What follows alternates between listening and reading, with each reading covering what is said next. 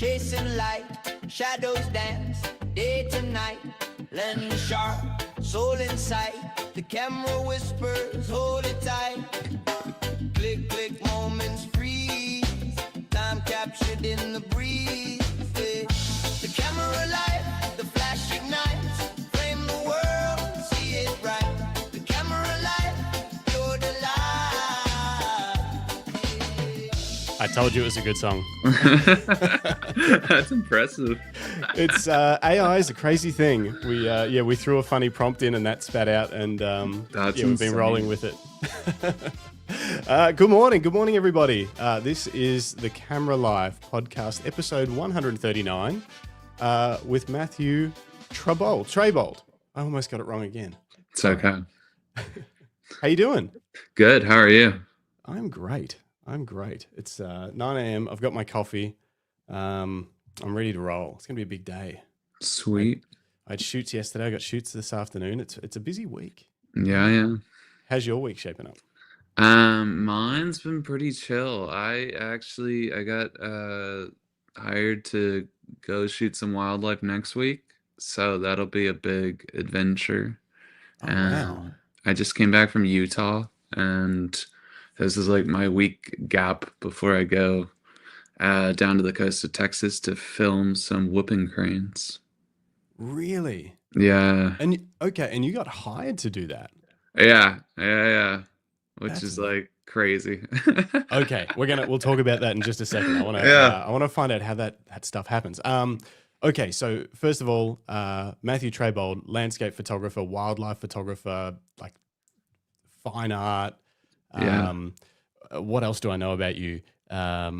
You've recently been to Queensland here in Australia and all over a little bit. We'll talk about that later in the show. What else did I find out when I was doing some digging? You shoot with 2 camera systems. We'll talk about that. Yeah. And I don't know. What have I missed? Give me the 60-second. That's pretty good. So I'm a wildlife and landscape photographer. Pivoted more towards wildlife lately.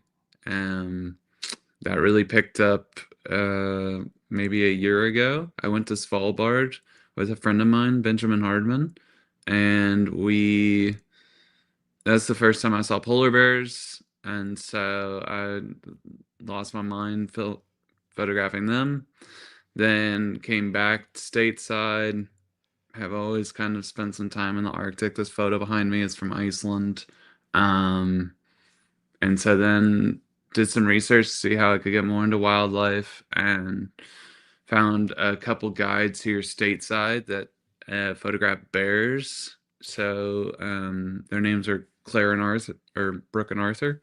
And so Brooke and Arthur and I have been photographing bears. I think I've gone out with them 5 times this year, photographed various things in Yellowstone and all over. So yeah, more into wildlife now, and as I mentioned, going to film some wildlife next week. And then landscape photography is one of those things that can just kind of be done at any moment where you are. If you're somewhere with crazy animals, there's probably crazy landscapes as well. So that's true. They kind of work together pretty well. Get one with the animal and then wait for it to walk off, and then get one without the animal. You've got wildlife and landscape. Yeah, it's perfect. Yeah. That is awesome. I think that might be actually how I came across you for the first time, was maybe the Petapixel article about you photographing bears. I think that's where I spotted you when you come across my radar. Yeah, and I think I saw that, and I put you on our list because those photos were crazy. Thank you. It was, I was just looking at them thinking, how did you not get eaten? Okay, so quickly, let's just say hello to the chat before we get into this job you've got coming up next week. Good morning, everybody. Good morning, Philip Johnson. Oh, our names are all messed up again on YouTube. Good morning, Rodney Nicholson, Stuart Lyle, Felicity. Good morning, Paul, Lisa Leach, Digifrog Day from Tasmania, and Bruce Moyle. Good morning. Good to see you all. Throw in the chat. Well, sorry, no Greg this morning. He's fine. He had a street photography incident and he's resting up, but he's okay. And his cameras are also okay. So no Greg, just me and Matthew. But we'll hold down the fort. But if you guys have any questions for Matthew or comments, just sing out. Throw it in the chat. Good morning, LTK. Okay, so you've been hired for a job on the coast of Texas. How does that happen? Do they come across you through like social media, website, that kind of thing, or is it other channels? It's actually a friend of my sister's. They went to high school together, and he works for a production company here in Austin called Fin and Fur Films. And I met with him at the beginning of this year, expressing interest in getting into wildlife videography. And at the time, I only did photography. And so I was just kind of brainstorming how can I, break into that world, because my other friend, Benjamin Hardman, who's based out of Iceland, he does a lot of filmmaking in the natural history space.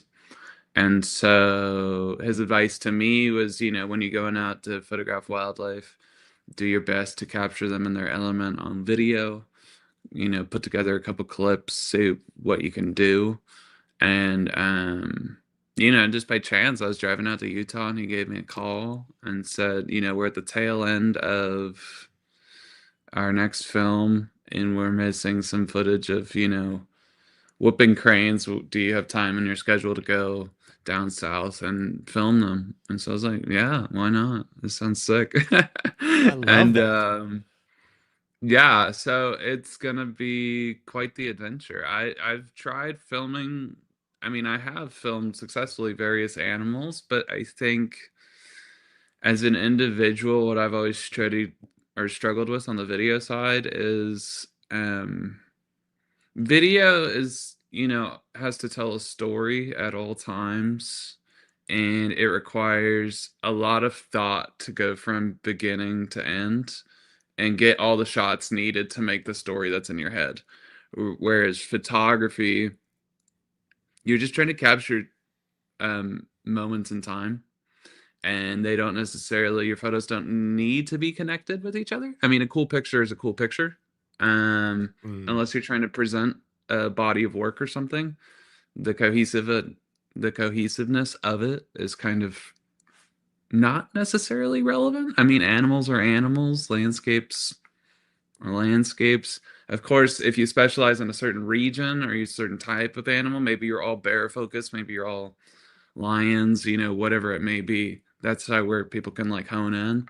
But myself, I've kind of dabbled in, man, it feels like almost every kind of photography at this point. And it's only been in this last year that I've really honed in on wildlife being my focus, and then just by chance bears have been the subset of that. But then, as you said, I've come out to Queensland randomly, and that was like animals I never thought I'd see in my life. I mean, I don't know what a tree kangaroo is, but I do now, but I didn't when I signed up.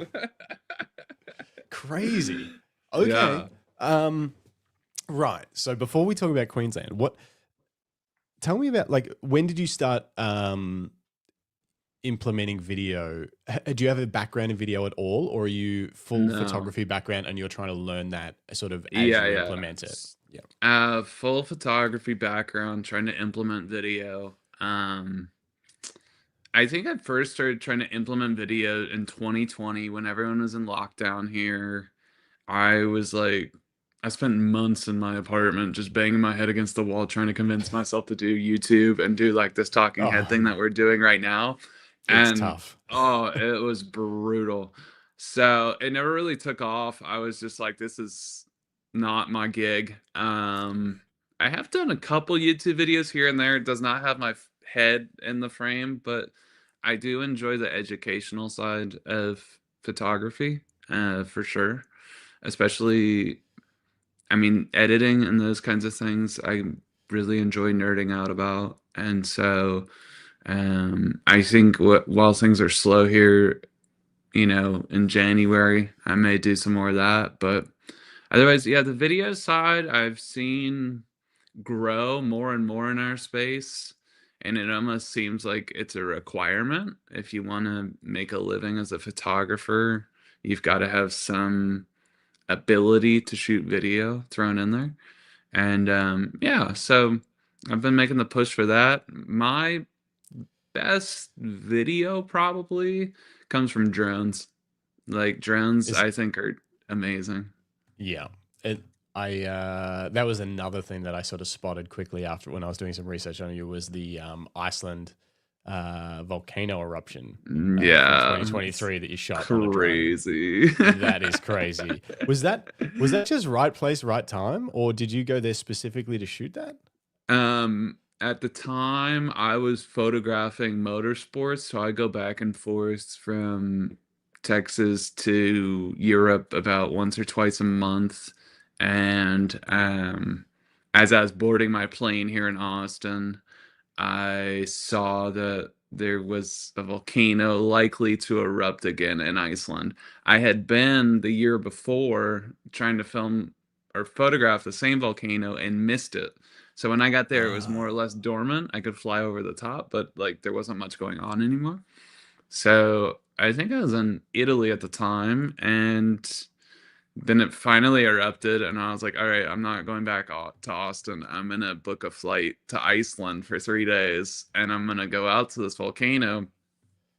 Ended up being like the craziest death march of my life because I went into town. I bought the newest drone because I was like, I need a drone, and I don't have one right now. Hang on, what? You didn't have the drone? I didn't have it when I went. So I went into town. I was like, hey, what do you guys have? Because they have a DJI store in Reykjavik. And they're like, we got this, you know. I was like, all right, I'll take that. And then I was like, and can you tell me where the volcano is? And the guy's like, yeah, go, you know, go over there. You'll see a parking lot. And then you just follow everyone else. And I was like, all right, sounds good. So I get the drone, charge the batteries, pack it up, hadn't flown one in a hot minute.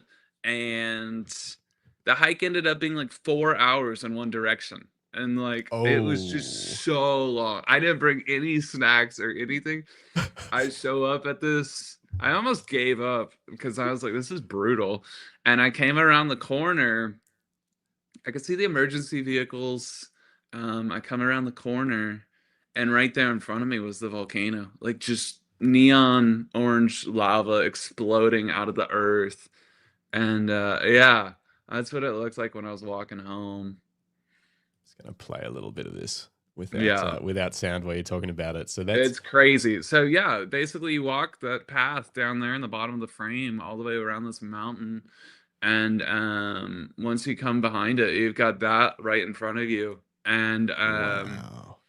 This is the first time I'd flown this drone.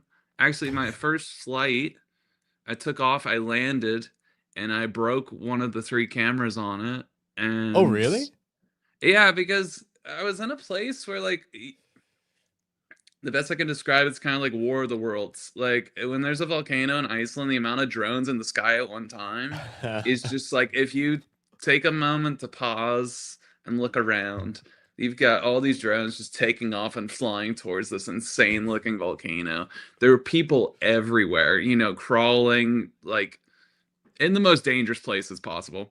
And so it was like, okay, I don't want to disrupt the emergency services, of course. So I'm trying to find a place to take off and land. And there were all these little rocks that I took off from. And then when it landed, one of the props hit a rock, flipped the drone. And when that flipping, for some reason, one of the 3 cameras got a little messed up. And so it had a hard time focusing only on one of the 3 cameras. I think it was like the medium focal length, but it worked well enough for me to be able to do this. And I was like, I can't believe it was like first flight.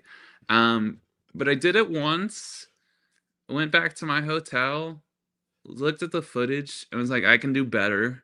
I went back the next day and went at night that time. And that's when I got all these night shots.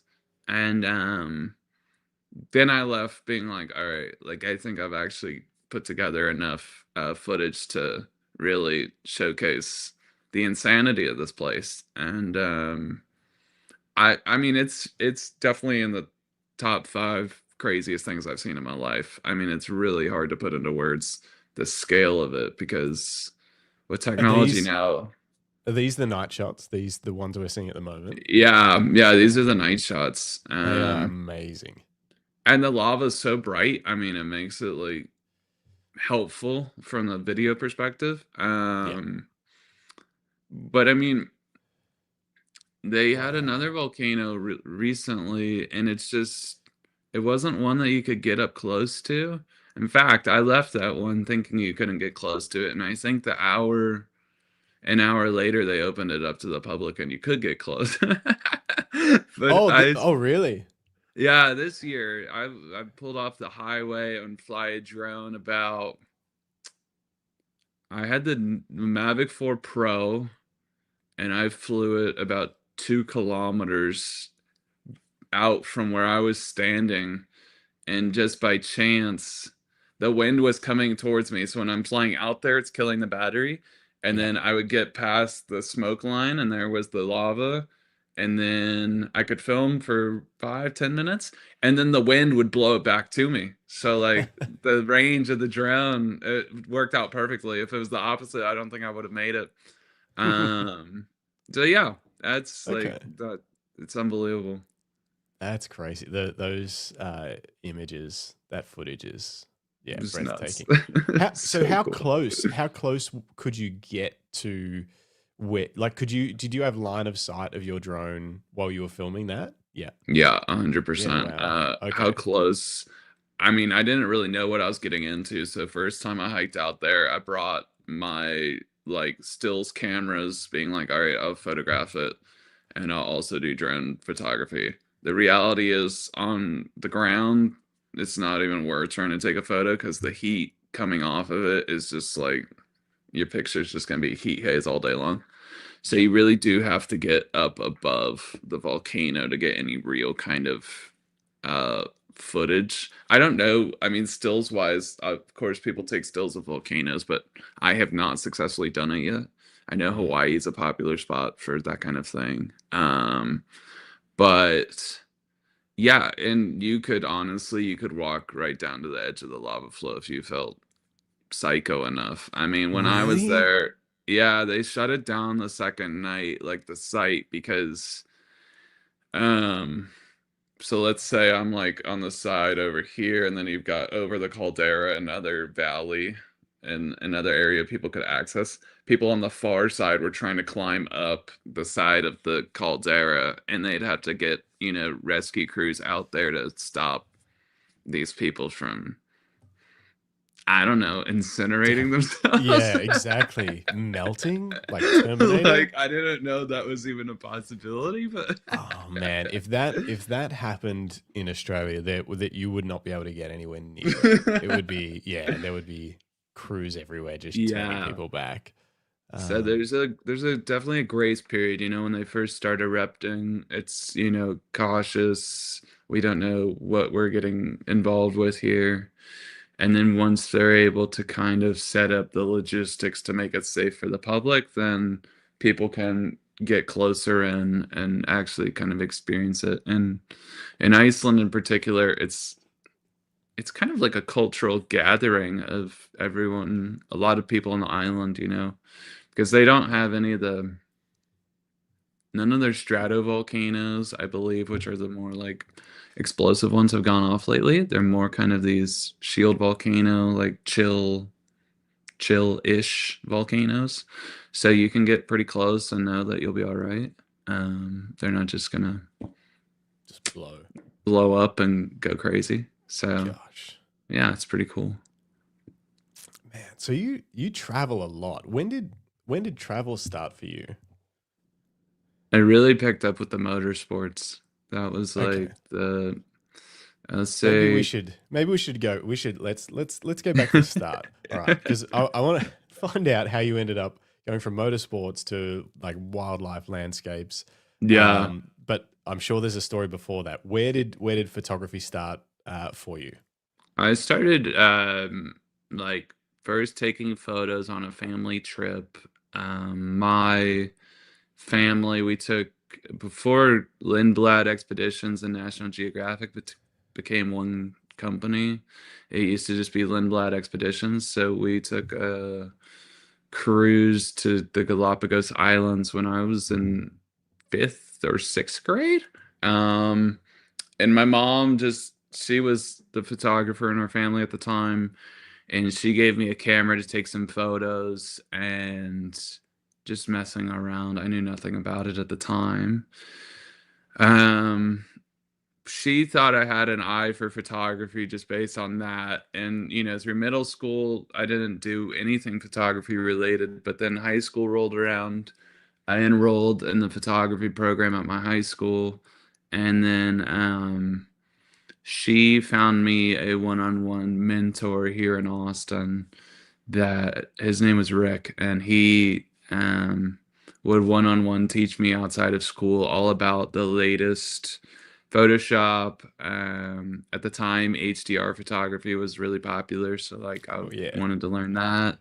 My high school could only afford to really teach black and white photography on film, which at the time I wasn't into film photography. I'm quite a bit more into it now, but because we couldn't do color, I mean, color's the bulk of my work, color photography. So black and white didn't appeal to me. So thankfully, my mom put in a lot of effort to find me this mentor. And so we, the 4 years of high school, I would sign up for workshops. There at the time, they shut down recently, unfortunately. Rocky Mountain School of Photography was a program up in Missoula, Montana, and they would run, like some of the original workshops here stateside before every photographer on earth started running their own workshops. And I'd go out with my mom or my dad to, I think one of the first ones I did with them, I went to Glacier National Park. Then there was one that was day to night in Vegas and Zion National Park. And it was a night photography workshop. And we learned light painting, how to photograph the stars, all these different things. And that I got recognition for one of my photos in there. To go to there was some program they were running in conjunction with Photoshop World, which is some big convention here in the States. And whoever took the best picture on the trip could go to this convention. I've still never been to the convention, but I got recognition for one of my photos. I just never worked. I don't know why. And so then let's say fast forward a little bit. I went to a professional program with that school. I lived in Missoula my junior summer. It was a professional intensive program. At the time, I was the youngest participant in the program. I was probably 17 at the time. And it was 3 months. I lived in an apartment. Family would come and visit. But you'd wake up and basically from 8 in the morning till 5 o'clock at night do just every genre of photography possible in this intensive program. I did that. Sounds amazing.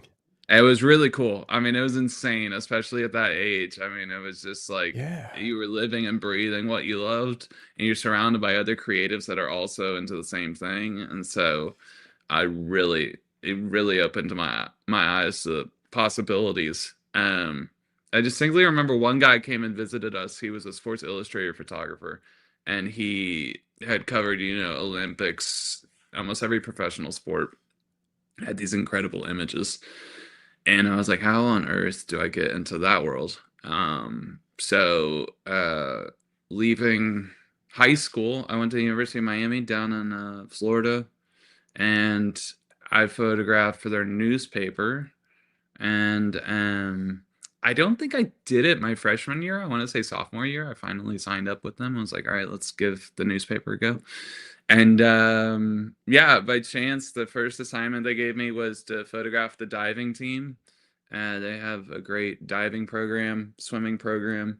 And I took this photo of a guy jumping off the high dive with these massive, classic Florida clouds behind them. Sure, the same in Australia. Anytime you're on the coast, you get those like big nuclear looking clouds out on the horizon. And that ended up being like the cover photo of the newspaper for that shoot. And then I also got recognized at the time. National Geographic had a website called Nat Geo Your Shot that's now been eliminated as a website and is now an Instagram only thing. I have no idea how the Instagram part works, but at the time you'd make a profile and you could send images on the website, and that photo made it on their website. I have no idea how. Like, it blew my mind. I was like, this is insane. So did that, covered the sports for 3 years. I think I photographed the Miami Open, which had all the professional tennis players at the time. I got my editor to lie to the Miami Open and tell them that we make way more newspapers than we do, because University of Miami, it's a school of 10,000 students, and the press really, like, the press form was like, okay, you have to have a circulation of X amount. And so he just basically filled it out saying that we met all the guidelines. And they gave me a press pass for the professional tennis tournament for the whole, it's like a 2-week long tournament. It landed right on my finals for school. So I only made it out there one day. But I remember sitting in the pit, eye level, with Novak Djokovic playing Juan Del Potro, I think. And I was just sitting there like, what? Like, what is going on? Like, how am I here right now? It was awesome. Insane. It was really cool. So what were you studying? What were you studying at the time? What? Marketing, architecture, and geographic information systems. Hang on, is that one course? That's the most specific course. 3 separate ones. Three separate. Yeah. That is an oddly specific niche. It just got to more get and into. more narrow. Yeah. Why? So what? You went intensive into photography in high school. It sounds like you were, at a level that the average 17-year-old, 18-year-old isn't at that point. You were studying with people older than you. Yeah. What stopped you from pursuing that further, straight into college? Into school? Yeah, into school. My Rick had told me that the photography programs weren't really worth, like, if I'm going to go to college, I need to spend that time getting a degree in a proper, like, profession, I guess. Like if you're going to go to college, you might as well get that education. And we had decided that marketing would be the best route, because I mean, a lot of what we do is marketing. So it applies to everything. So get the knowledge in marketing, because you've got the access to the photography already. You've got the skill set. That's more just like repetition, putting yourself out there, getting the shots. The marketing and all this other stuff is something that you need formal education on. And so that's why I spent the 4 years there doing that. Yeah. Okay. But you were still obviously pursuing photography at the same time. School newspaper, is that a paid thing in any way, or is it literally just like a extracurricular? It was just a extracurricular thing. I think I ended up getting fired from it, or maybe we mutually agreed to just part ways. But like, I was really bad with the deadlines for it. I kept sending them like the stuff. To be fair, I didn't understand the process of a newspaper. So like, I didn't understand, hey, we've got this spread here that we've designed and we're missing photos to go with the story. And I'm like, yeah, they'll get there. Like, does it really need to be, what's the time frame on this? I didn't appreciate the scale of what they were. The timing aspect was super whack. I basically gave them photos very last minute. I didn't fully appreciate that I was making their lives harder. And so there was a little back and forth about that. So we just agreed to, I was like, all right, you guys do your thing. I was a little more stubborn back then. I was like, I'm going to go do my own thing.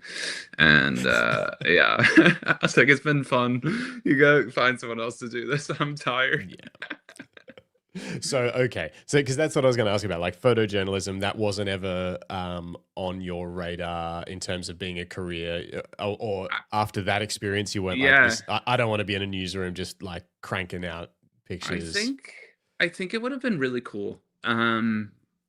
Now my experience, because I was on the field for I was courtside and I was on the football, like American football field, every game. I didn't get to travel with them. I thought that would have been really fun. I Mm, did not. In the basketball arena, I really wanted to try to put the strobes up in the like up in the top of the arena and try that whole thing.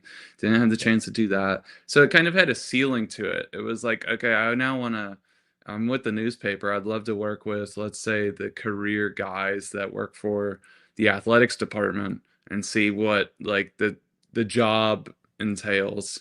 And I never really got access to that because for anyone that's been in, well, I mean, if you're a photographer, but particularly in sports, and then we can talk about motorsports in a second, but anyone that gets paid in those arenas are very protective of their jobs.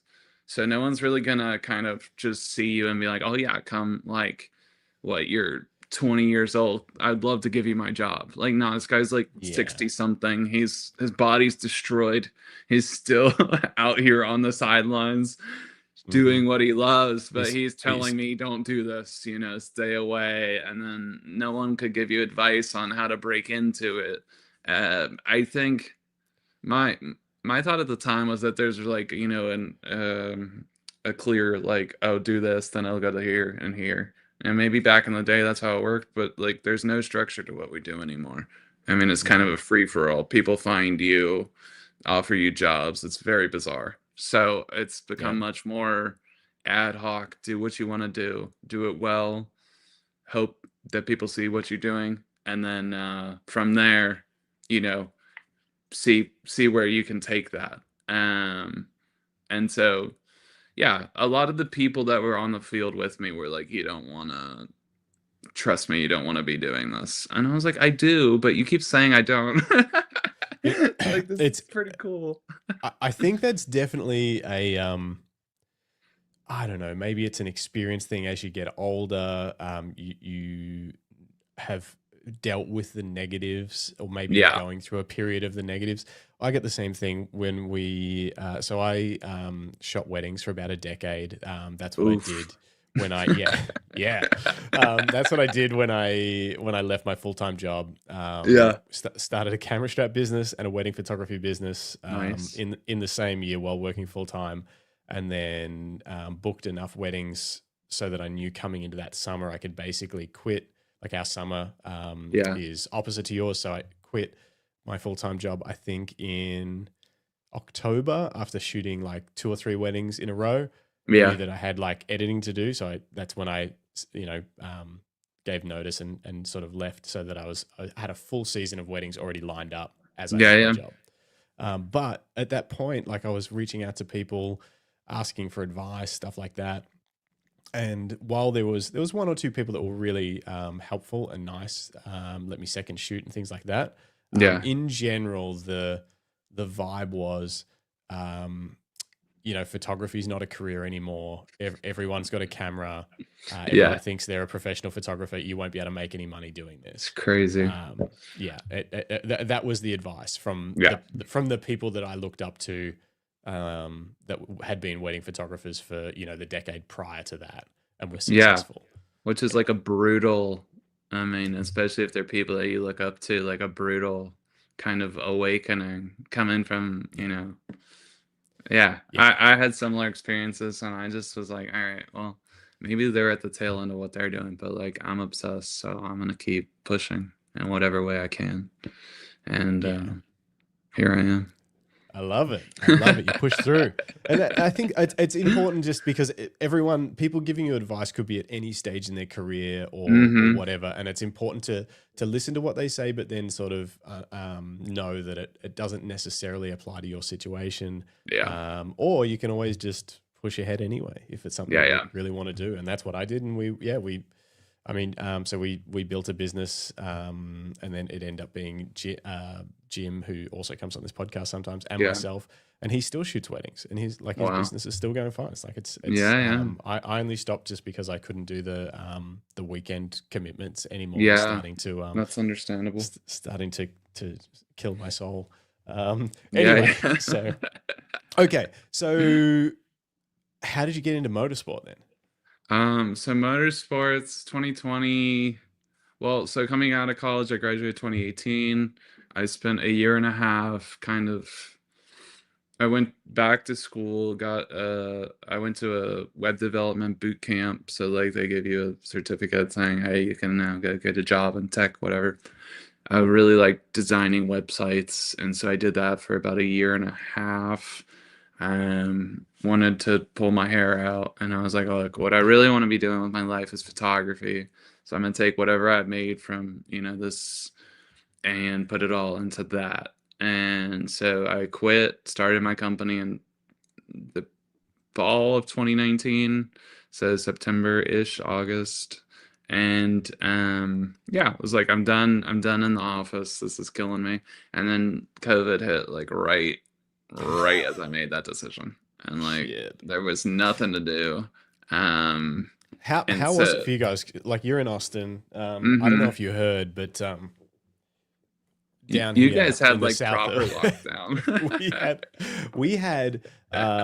we had rolling like lockdowns in and out for over 2 years. Yeah, That's it was crazy. It was crazy. Like at the time we were part owners of a gym, which was a very heavily throttled industry. And I think that gym was shut down for a total of 9 months, completely shut down. And then when it wasn't shut down, it was operating under like you can have 6 people in a giant factory or whatever. So yeah, anyway, the question was, so what was it like for you guys? Like how long could you not do anything, and how long did you have to, like, I don't know, you couldn't travel or anything like that? Or so we never, I mean, it depends on where you wanted to travel. So let's say like inner US, you could hop on planes, no one would be on them. The airports were like ghost towns. I mean, it was just a very bizarre time everywhere. But my memory of it was like, at the time I lived in my apartment. My office was my apartment. I had set up a desk to make videos. Every day was just nerding out about learning some new thing about filmmaking, making no progress, not caring that I made no progress, because the reality was no one was doing anything at that time. So whatever little progress I made was acceptable because everyone was depressed and indoors. So yeah, I mean, we went through a series of like restaurants only allowed takeout, then they allowed you to sit outside, and then it kind of, I'm not sure, I mean, man, sometimes people broad follow our politics more than we do. At some point, then it became a whole politicized, open it up, whatever. So then Texas being a fairly red, Austin is a very blue city within a very red state. So we still had lockdown rules, but I mean, compared to other places, like you're saying in Australia, it was like a non-event. It was still disruptive. People still didn't go to work. People didn't really know what to do with themselves. That was like the first year. 2021, I think, is when I started the motorsports. So there's a rally school here in Austin. I was just looking for something to do. I invited my dad out there, and we went to race on dirt. And I met the guys out there and was like, it's my dream. I've always been obsessed with cars. And I was like, I don't want to race with you guys, but I would love to photograph you guys racing.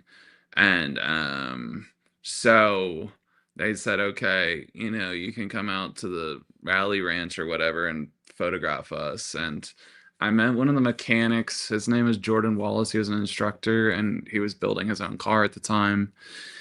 And we became great friends, and he was racing out at Circuit of the Americas doing like a janky little series. He built his own like early 90s Acura. Thing's engine blew up on lap 1. He still finished the race. He had like no budget to keep it going. Like, this is impressive. So we go that route a little bit. Then through some discussions, we found a sponsor for him um to then evolve his racing. He went from blowing up an engine on lap 1 at this tiny race series to doing a series here in a Porsche race car. So he got thrown straight into that. I followed him through that. He then started training with a program in England. So he improved quite a lot. We then got involved in a series called DTM over in Germany. It's their most popular race series. So he was in the DTM mat. I don't know if I'm going to remember this. I think it's called DTM Masters, maybe? DTM Trophy. And they were the junior program to the major DTM.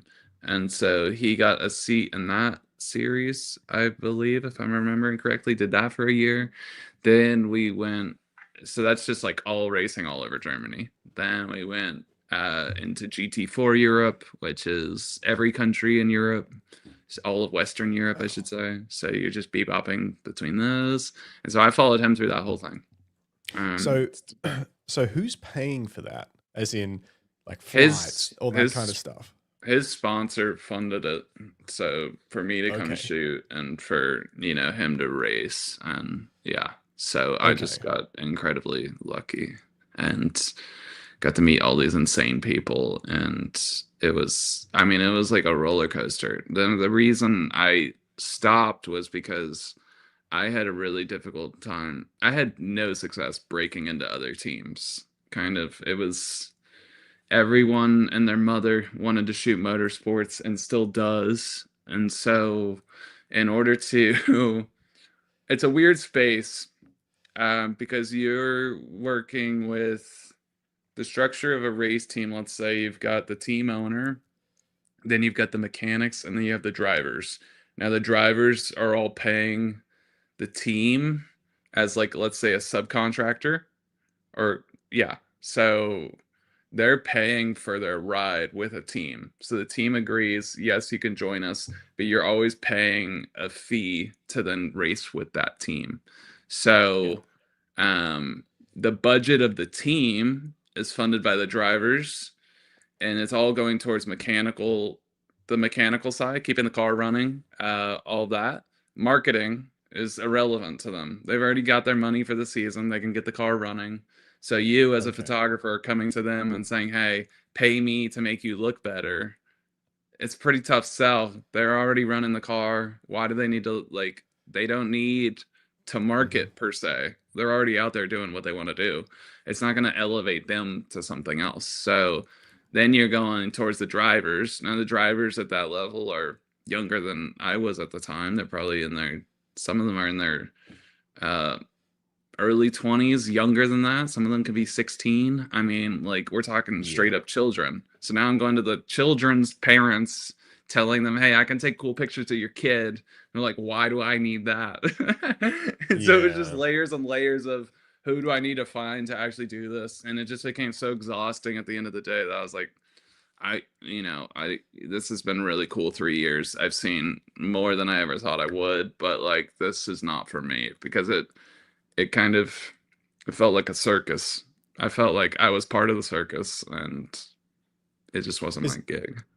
Is the circus side of it kind of the traveling, set up, pack down show kind of thing? It's such a huge production. Everyone rolls in, and it's just everything pops up, and then you go around and pack it down, leave. Yeah. It's like we're here on a Thursday, we practice on a Friday, we qualify on a Saturday, race on a Sunday, get out of here.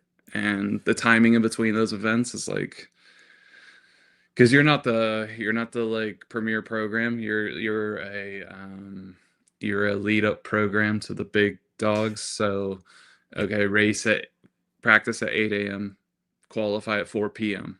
Like each race is 45 minutes. In between that, it's just like, what am I doing? Yeah. You're sitting it's in the summer too, so you're just getting every heat wave. I think I've experienced every heat wave in Europe over that whole summer. You're just getting cooked alive, like waiting for the cars. I mean, it's really, I applaud career motorsport photographers or anyone that spends that much time outside covering that kind of thing, because it is brutal on your body. And I'm sure wedding photography, I've heard the same. It's just like Same kind of thing. there's Yeah. a lot goes into it. So Yeah. yeah. And it's just sort of, yeah, it's constant. And that's the thing. It's, I love, I think we're kind of alike in that sense where it's like doing that for a few years would be so much fun. Doing Yeah. it for a career, I don't know if I could do it for a career, because you get to that point where there's sort of like there's only so many different ways you can try and shoot different places and things like that. And this isn't to take away, because that's what makes the guys that do it for a career special. Is It's that amazing. they can keep pushing, they can keep Yeah. like reinventing the way that they shoot and things like that. Yeah. Whereas I'm more of like it's like it's really fun learning the first 90%, and then the last 10% it's like, all right, maybe I'll try something else now. But It's true. So there's a question here from LTK Photography, which we've kind of danced around the answer to, but basically saying, as someone starting to do motorsports with smaller grassroots drift events, what advice do you have for someone getting into larger events and races? Great question. Man, drifting is sick. I mean, that was one of the most fun things I've shot. I had some friends out in Los Angeles, so we were doing circuit racing out in Europe, and then they were like, hey, come to Los Angeles and we'll do some drifting. Or they just had friends that they're just tracks in LA where people go drifting, like this guy's mentioning. And so I had a lot of fun experiences with that. I think the atmosphere at drifting is incredible. I know Aussies are so into their cars. To move up to the next level, I think it's really about distinguishing your work, and then at those drift events, I don't like using the term networking, but meeting the drivers, if any of the drivers have any like passion projects of their own. I'm imagining in the drifting scene, a lot of these guys modify their cars, and if you kind of go on the journalistic side of things and follow their passion projects and kind of become friends with the people in that scene.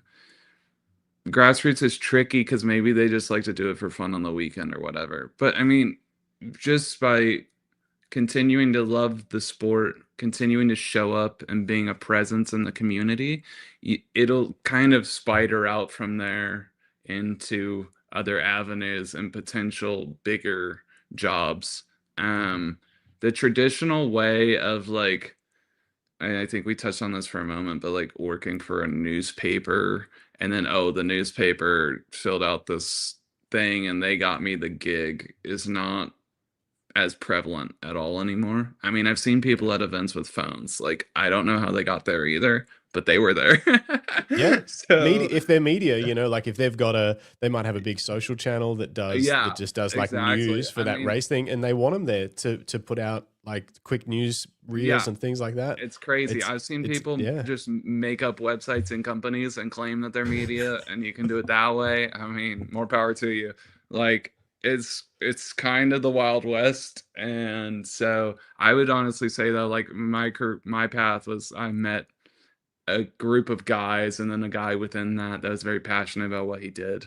And then that kind of just us working together led from one thing to another. So that'd be my recommendation. I would much rather shoot drifting, and I was in I'll just leave it at that. I would much rather shoot drifting in Australia than the States. It can get sketch. Okay. Yeah, that I guess. I mean, that is one thing. We're, on the whole, we're probably slightly less sketch than than the US in certain I've seen situations. some things. I've seen some stuff.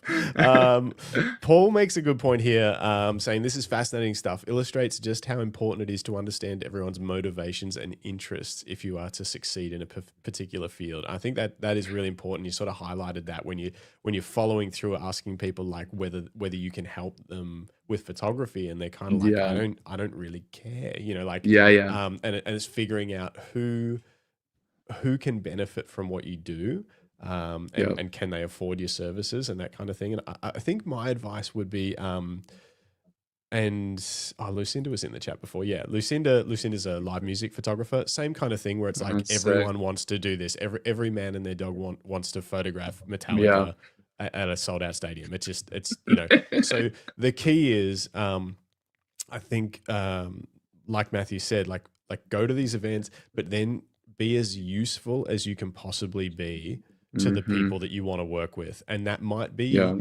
learning video, so that you can say, Yeah. hey, do you want me to make a YouTube video about your new car that you've just finished or whatever? Like, and even though you mainly want to shoot stills at drift events, maybe it is Yeah. meeting up with them on a Wednesday morning and making a video where they just walk through the stuff they did to their car that they can put on their YouTube channel. And they're Yeah. like, wow, that's awesome. Do you want to come to our next Yeah. event? And like, it be useful to the people that you identify that you want to work with in the future. That would be my 100%. advice. Yeah. And I'd also say for the motorsport stuff, the three people that inspired me the most, and I would say are worth following if you don't already. Amy Shore is a British photographer that has done, I think, incredible work of like capturing the human element of motorsports. Larry Chen is like probably the biggest motorsports photographer around, but he did several talks during the pandemic virtually that I watched, and I found his work to be very inspirational, and also just he's really separate. Both those photographers have really separated themselves from the crowd. And then Drew Gibson is another British photographer that he I feel like he makes motorsports just look incredibly cinematic. I'm not sure what it is about his shots, but I think if you wanted someone to follow, I'd say those three people are really unique. Yeah. That's perfect. We're putting him on the guest list. Yeah. They're sick. Yeah. Okay. We've had a few. We've had a few people on. I think I'm on your website at the moment, and I think this. Who did we have on that shot this Goodwood revival? I reckon I see on there that you shot that the I did. Goodwood revival That 2020. Yeah, event I'm is sure. insane. Yeah, maybe it was Andrew Hall. Someone. Yeah. He's a Fujifilm shooter, does Okay. motorsports. Yeah. Sick. He actually works with Fujifilm a fair bit, but yeah, somebody anyway. But yeah, that's Yeah. such Yeah. a crazy festival. Yeah. Looks insane. Amazing place. Yeah, I bet. Okay, so all right, so motorsports for 3 years. Was that all you were doing, basically? Like, was Yeah. it basically a full-time thing? It was, and then I'd bookend each trip, like, because I knew I was flying over to Europe. I would, on my own dime, kind of bookend the trips with some neighboring nature-related things. So I'd go, because we were kind of, let's say, in France, Italy, Germany. Spain was thrown in there. I would kind of bebop between the French coast, the Dolomites. Just whenever I had the time, I'd just go out hiking or driving or wherever I could to find something related to what's always been my passion, which is landscape photography.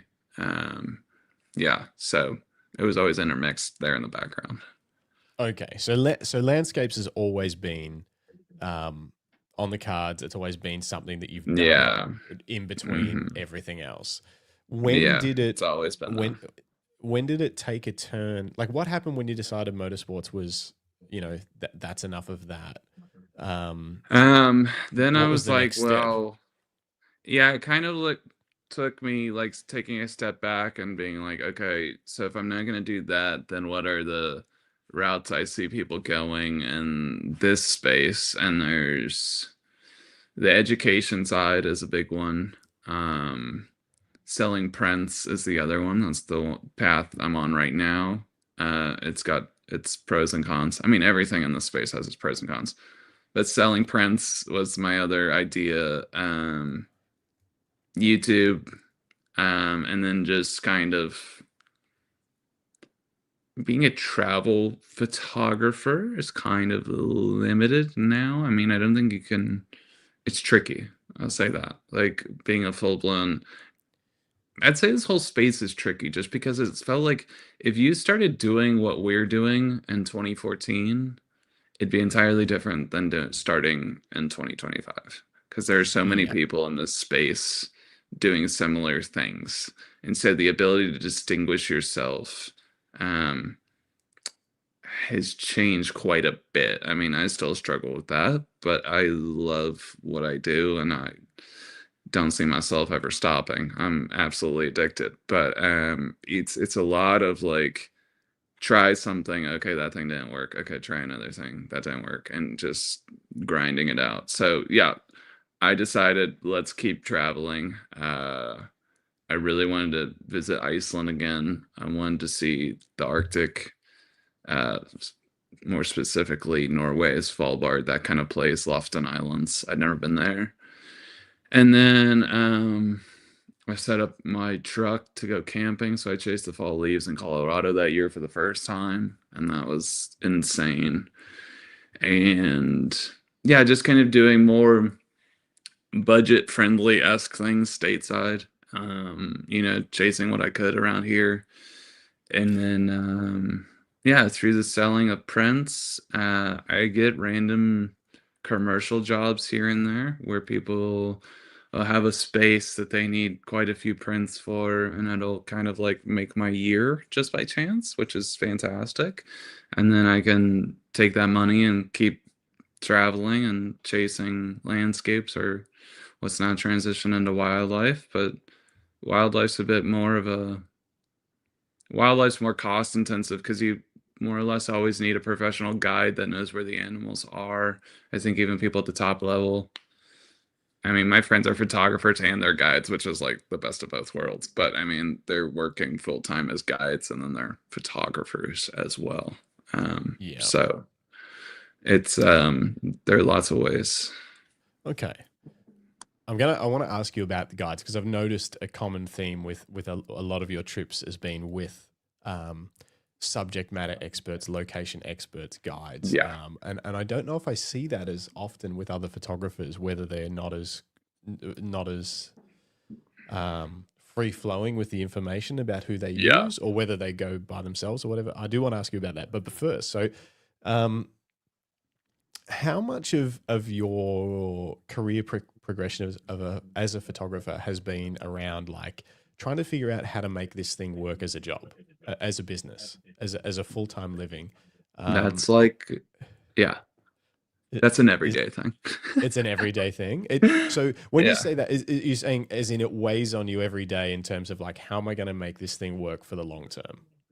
Yeah, I mean, it's requires like just blind persistence and you'll get I mean there's just you'll get a lot of feedback from the people around you about what you're doing, whether it's worth it. You'll get a lot of commentary surrounding it.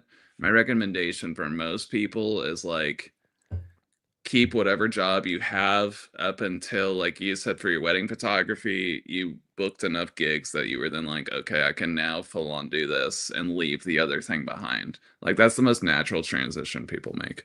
And that's what I'd recommend for pretty much everyone. I just by chance had the resources to just be like, okay, I'm just gonna do all this right now and figure it out as I go. Which yeah, if you've built up a bit of a buffer, if you've got a safety net, you're like, all right, Yeah. I've got 6 months of runway or whatever. Yeah, I can and give we're this just- a full swing. Yeah. Yeah. So, but yeah, no, I mean, it's such a, I mean, I'm sure you could speak to this. It's such an ever evolving space. I mean, for the first year this year, or for the first time this year, I made calendars for people to buy around the holidays, and that was like incredibly successful. That's not something I'd done Uh, before. okay, so Um, it went well. yeah, it went great. I was at a show here in Austin, and met a lot of great people, and sold some prints, sold some calendars, like all these things. It's about like putting yourself out there. If they're a local, like, I've I've been told by my friend in Australia that the like kind of market culture for as like on the print side, you guys have a lot more just markets around Melbourne and stuff, Yeah, we maybe. do. Even in my And town, we've got a smaller, like 100,000 people in our yeah, town, and there's usually a market or two each week. I yeah. don't know how successful print So selling would be, but yeah, at least just getting your name, like visibility is more important than anything at any stage. I mean, so I think that's a big part of it. But the like Instagram, I've talked to guys that the reason they exploded was because they worked with, let's say, a big name back in 2012, 2014, and Instagram used to show people who your friends started following. And so if yeah, you shot with a big name photographer and they started following you, that then told the million people that followed them about you. That's no longer yes, a thing. no, So like it's crazy that that yeah, used to be a thing, and how under you like how little I utilize that kind of thing. But yeah, I was in high school at the time. I mean, how could I? So it's just little things like that, the videos, like I've had reels that's kind of like I think Instagram being a primary driver of marketing for our space has forced people into the video world. And so reels, people are just addicted to short form, speedy things. And so, like my volcano video that Justin pulled up and my subsequent volcano video from this last year, like got me a lot of eyeballs. And so I'm just like, even if I don't do long form video content, if I see something crazy going on, you better believe I'm going to have a camera that can take a video of that thing just in case, it becomes yeah. useful down the line. And so it's such a crazy, it's like guerrilla warfare for creatives. To try and okay, so to try and make a living, you feel like you just constantly just gotta keep scrapping, keep fighting, Just finding the next pushing. thing. Yeah. Yeah. So Yeah. okay, what about prints? Where are you Prince. selling prints? Are they being sold online, or is it in person at things like markets and things like that? Do you ever do like exhibitions or pop Yeah. up gallery spaces, things like that? This coming year, I'd like to do more exhibition gallery related things. It's going to require quite a bit of outreach to those spaces, but I mean, I think it'd be a lot of fun.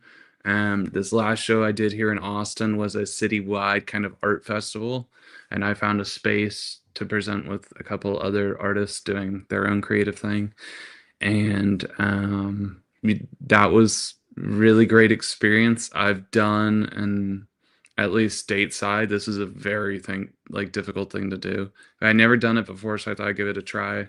I did like 3 to 4 art fairs in the summer in Colorado, where I got a trailer, tied it to my car, printed a bunch of stuff, went and did the circuit.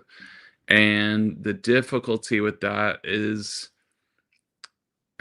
people are just passing by, not necessarily looking to buy things. And so at the time, I only had giant prints like this behind me.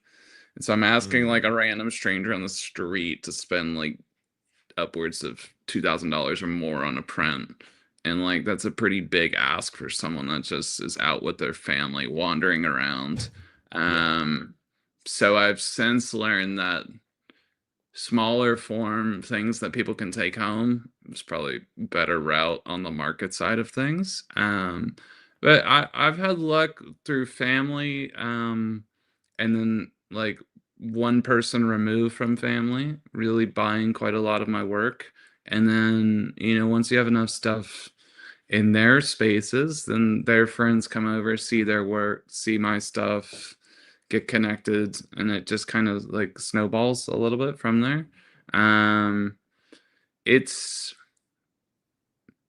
I mean, I could go down the rabbit hole of like landscapes versus wildlife and what do I, people, I was actually yeah. about to ask that, and I was wondering whether um you guys have so many beautiful national parks and iconic Mm-hmm. wildlife, and Yeah. this is one of those things where you can't see what's in your own backyard.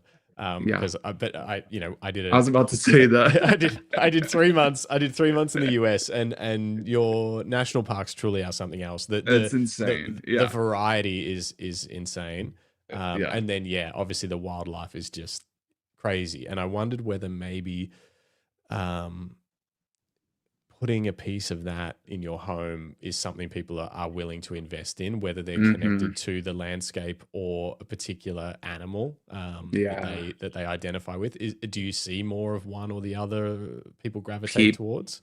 In my experience, people connect more with animals than frozen wasteland. And a lot of Frozen my wasteland. a lot of my portfolio is frozen wasteland, and a Yeah. lot of people that I know have like ranches in Texas, and they're like, "Do you have, Texan things?" And like he said, "You don't even know what's in your own backyard." My answer is no, I don't. I've got I've got cold places and like some European things, and then I like am drawn to, let's say, Utah, like deserts, extreme desert environments. All my like landscape related things are extreme environments, either super dry and hot, super cold, and like middle of nowhere, Arctic, subarctic, all this kind of thing. And so the person that's sipping on whiskey on their ranch with their horses and their cattle don't want what's behind me over their fireplace. They want It, like, yeah. longhorns or something. And so um I've everyone keeps telling me, like, we have a national park in Texas called Big Bend National Park. Everyone keeps telling me to go out there. I've still never been. But then other people are like, that's like, that's Utah, but like baby Utah. So why would you shoot that? And I'm like, well, because I have all these clients in Texas that keep begging for me to have Texas related things. And so I'm I'm considering going out of my way to spend some time photographing and making a portfolio of Texas stuff because that's where I live. I mean, it would only make sense. Yeah, and I mean, who knows? Maybe you'll fall in love with somewhere closer to home, and it can Yeah, be be a regular body of work that you add to. for sure. Um, it's yeah, I don't know. It's always tough. It Animals seems like always, though, like start a conversation, you know? yes, And yes, I've found, I mean, especially the bears. yeah, Like you said, how close are you to that thing? How'd you not die? yeah, I mean, that's always questions 1 and 2. yeah, and it's well. This is what's interesting about Australia. Everyone talks about Australia like, oh, everything can kill you, Yeah. and it's like not really. Like the spiders, the chance of dying from one of the spider bites is slim. Even the snake bites, very, very dangerous. Chance of Yeah. dying is very, very slim. Crocodiles can definitely eat you, but not if you're not in the top end of Australia, and not if you're far enough away from water. What's Yeah. crazy about the US is bears, obviously, Yeah. and mountain lions. And it's like Hmm. you hear about people getting snatched just on like a random, like if I go mountain biking, Yeah. all I have to worry about is a snake. And even then, like they're on the ground, I'm on the bike. I Yeah. can kind of, So, like they don't chase me. They haven't yet, but going mountain biking and worrying about bears and mountain lions, it sounds yeah. terrifying. Oh, it's So crazy. Yeah, you never go like, because I mean, the East Coast, I think, has less wildlife, but I mean, if we're talking like central US Rockies, that kind of thing, where a lot of people go hiking and whatnot. Yeah, I mean, even if you go up to the Northwest, Washington State, Oregon, yeah, bears, moose, yeah, um, moose are more dangerous than bears. Like they're much more unpredictable. Bears, though, like in a wooded area and you're not expecting it, sketchy for sure. mm, Bear with its baby, mega sketch. Don't hang hmm around. um, Yeah, it's weird. I mean, because if you go to shoot landscapes in northern Italy, Switzerland, there are no animals. They're cows, like someone's goat. I mean, like that's a Scary cows. non-issue. So yeah, quite different. I'm just going to quickly check in with the chat. Yeah. Felicity Johnson, local to us here in Bendigo, does a lot of markets and says, I agree, smaller items at markets sell better and Christmas markets are always the best. Yeah. She does well. She puts the work in. Lots of like, sort of smaller prints that you could just so take cool. Paul Henderson says magpies are the silent Australian killer. I don't know if you heard about magpies while you were over here, Matthew, but they swoop at a certain time of the year and they get quite aggressive. You'll find I'll send you some funny videos later of people getting swooped on their bikes. It's quite great. You'll see people with like eyes painted on the back of their helmets and like all these spikes coming off their helmets while they're riding to work because they're scared of the birds. What else we got here? Drunk wedding photographer from California says, Moshi Moshi, good to see you. Hope you're doing well. Hope you're not too drunk, depending on if you're shooting or not. And David Mascaro, who is from San Francisco, says, a Texan who sounds like he's from California. I'll be doing the train ride from the Bay Area to San Antonio this June, then down to Kingsville to visit family documenting with film. That's sick. He's got a crazy collection of Nikon. We do a second show every week on Monday evenings our time, and people can send in photos and stuff like that, and we just go through other people's photos and just check it. And David sends in these like street portraits and stuff from around San Francisco. That's amazing. I would never take a train. Why not? Yeah, a train in San Francisco in particular. I don't know. That sounds insane. For street photography, it's got to be sick. But man, his street portraits are so cool. It's really very cool. Very cool. That has been a struggle for me. Street photography is not my I'm too afraid of people. It's a whole different thing. It's a whole different thing. And then what do you guys have? Is it 6th Street in Austin? Yes, that is our party street. Yeah, I don't know how street photography. I went there. It was okay. It was it was accurately described from what I've heard on the internet though. When we went there, we were like, "Yep, we will walk into town," because we were. I'm trying to think of what directions things are in Austin. We were. I don't know. If you walk along 6th Street, we're at an Airbnb. If you just like keep walking along 6th Street, it goes into a more of a it can residential get sketchy. area. Yeah. Oh no, if you go nice. east, like it's developed more recently. So I mean, if past the Whole Foods, like if you just keep walking past, so that's like past far west. Yeah, so that's like super chill. If you go east, it can get like shadier. But we didn't go east at all.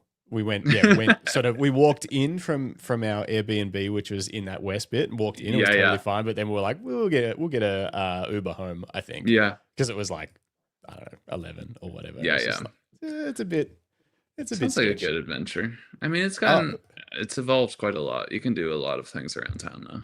We had a great time. Nice. Wait, the music in Austin is so crazy. Good. Like, anywhere with live music, we went straight in, and it was each time I was like, this is the best band I've ever seen. It's really fun. It's amazing in that way, for sure. Yeah. Crazy. Yeah. You can do anything you want here. Yeah. You can. I think in Texas you can own a tiger. Pretty sure. I don't know if that's a rumor or not. I wouldn't be surprised, honestly. I don't know anyone with a tiger, but if you have a ranch, I don't see what's stopping you from importing whatever animal you want to that ranch. I heard a rumor that it has like Texas private zoos.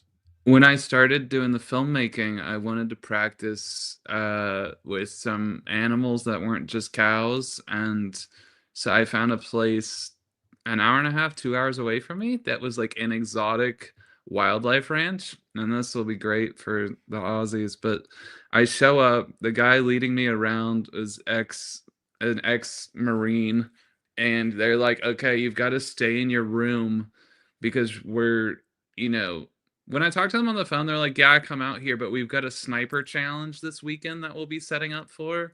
I'm like, all right, sounds good. Okay. I come out there. He's like, yeah, just don't. You can drive around and look for animals, but don't go off road because we've got guys with sniper rifles setting up targets for this upcoming weekend. And I was like, all right, cool.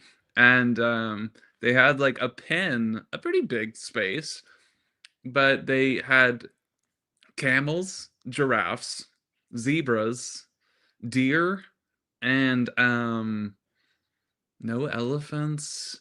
Just a random smattering of African wildlife with Texan wildlife. And I flew my drone over these animals. Oh, they had wildebeest. I don't know how or why. Whoa. And since they're all grazing in one field together, you know, you're like doing an orbiting shot around a giraffe, and then there's a camel behind it. And the guy's like, yeah, doesn't it? It like feels like Africa out here. I'm like, dude, this does not feel like Africa. These animals make no sense. That's and the great. giraffe's home is in the background. Like, and so it was just such a bizarre. Everyone, so they told me like 40 ex-military and current military were coming out to this ranch, not to hunt wildlife, but to do drills. And they all have their own 50 cals that they own, that they're bringing to then do like squads of 2, like hot wire a Humvee, take the Humvee to this point, you know, whack your way through the bush, find this target, shoot the target, do this for 2 days. They all compete against each other. I was like, that has got to be the most American thing I've ever heard in my life. I mean, it actually sounds pretty fun. I don't know about shooting a 50 cal. My arm would probably fall off. Explode. But just explode. But if we swap the 50 cals out for just like big long lens photography, but we still get to hotwire the Humvees and just get out there and I mean, I would do that. I'm in. Okay, where were we? Let's talk about Australia because you were here. Yeah. And Bruce Moyle says you need to photograph drop bears and hoop snakes. Bruce, what's a hoop snake? I don't even know what that is. Drop bears. You have to remind me what that is. It's something parents tell their kids. It's like, because we have koalas. Did you see a koala? Well, yeah. They just chill and eat leaves up in the trees. They're amazing. But drop bears are kind of like this. I don't know, let's see what the internet tells me what a drop bear is. They're like mythical. They're mythical. Exactly. Yeah. It's like an old myth that parents tell their kids when you're camping. They're like, watch out for drop bears. So they're supposed to be like a koala with teeth. Okay. But an angry koala with teeth that drops out of the tree and lands on you and attacks of course. you. Yeah, at night. So yeah. So you came over when, 2 or 3 months ago, was it? When Yeah. Somewhere, what is it? November? I think September. Yeah. How did that come about, that trip? So in general, the way because you had mentioned this briefly that I'm always with like experts of some particular thing. So I like to go on trips with other professional photographers. I do things on my own as well, but more often than not, I find the best use of my time if I'm gonna go after particular subject matter. Usually there's someone out there right now that's an expert in that thing, runs a trip surrounding that thing. And if I pay them, they'll take me to crazy thing. And like, you know, it kind of cuts out the scouting and whatnot. Now, I used to do it more, I do it less. But now that I've gotten into wildlife, I do it more again. Because wildlife, you need a guide. And so it's either, let's say this last trip in Australia, well, your money compared to US money is like not worth very much. So when I saw a photographer in Australia running a trip, I was like, sick. How much does it cost? And I was like, oh my God, that's like a bargain. So other than the plane flight to get there, that was not a bargain. But it's she specializes in, her name's Kate Newman.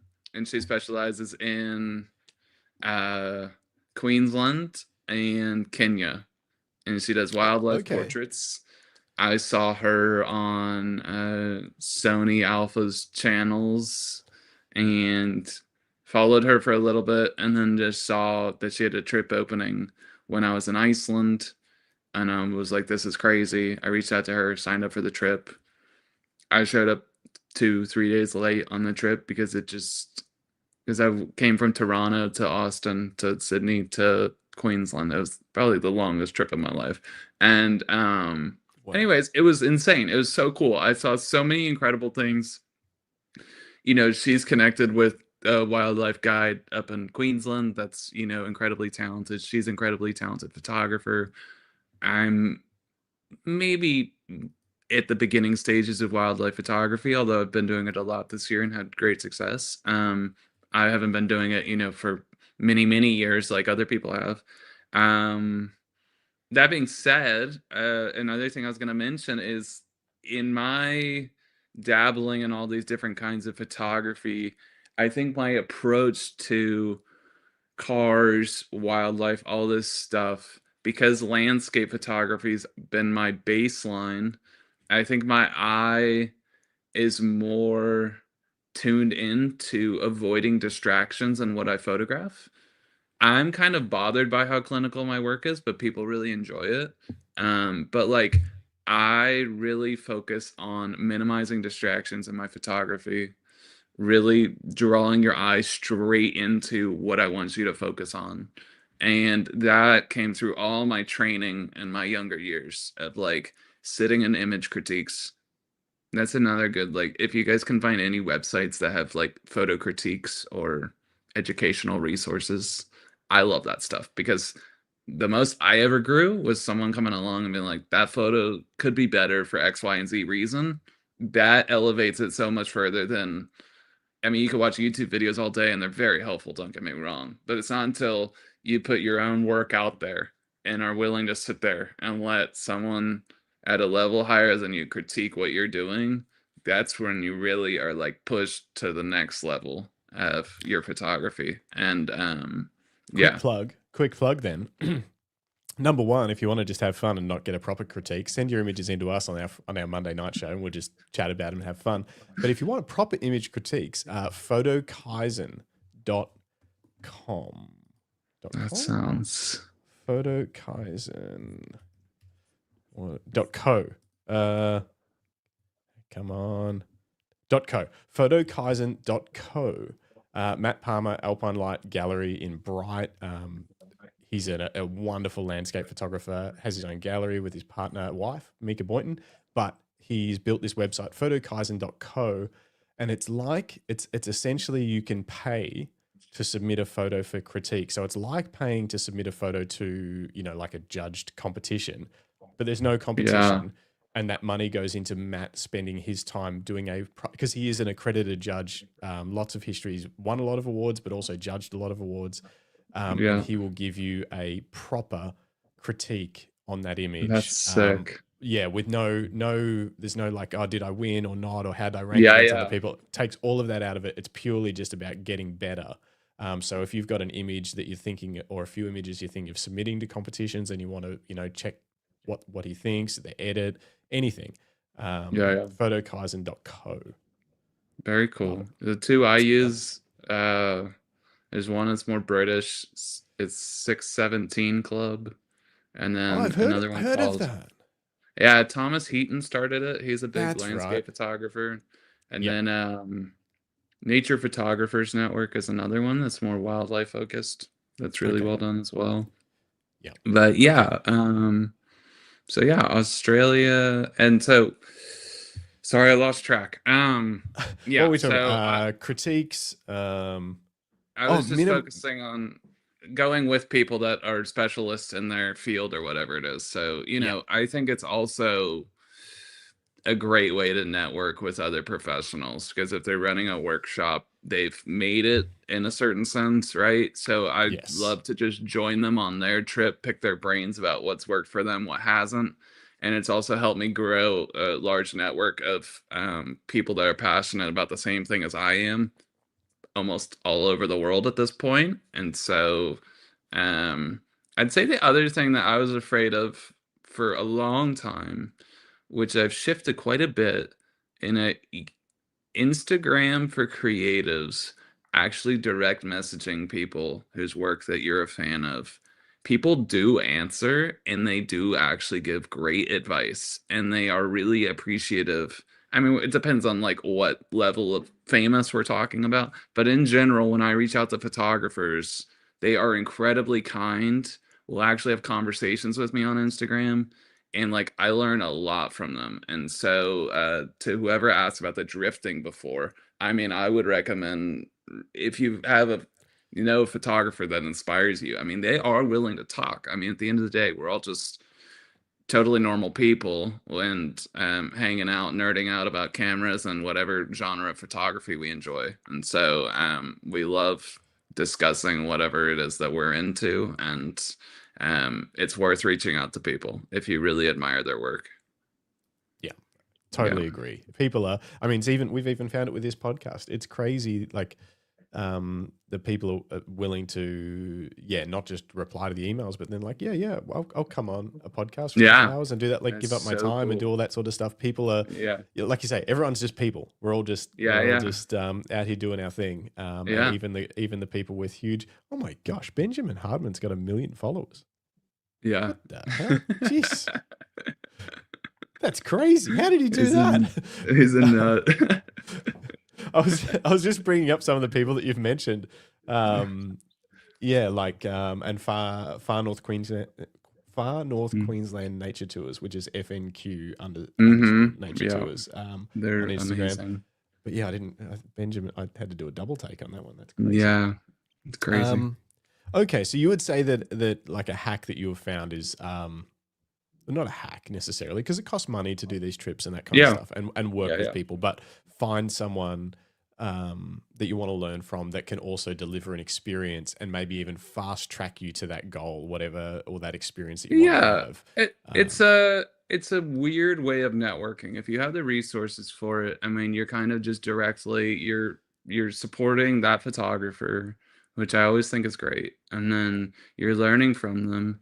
And then also, let's say you have a particular goal set in mind. Let's say I want to go, for instance, the Australian wildlife. I don't know anything. I mean, when I saw that trip, I was like, where even is Queensland? It showed me Australia. I was like, all right, cool. Looks like I'm going to Australia. But I know then that I'll sell enough prints to make up for the cost of that trip.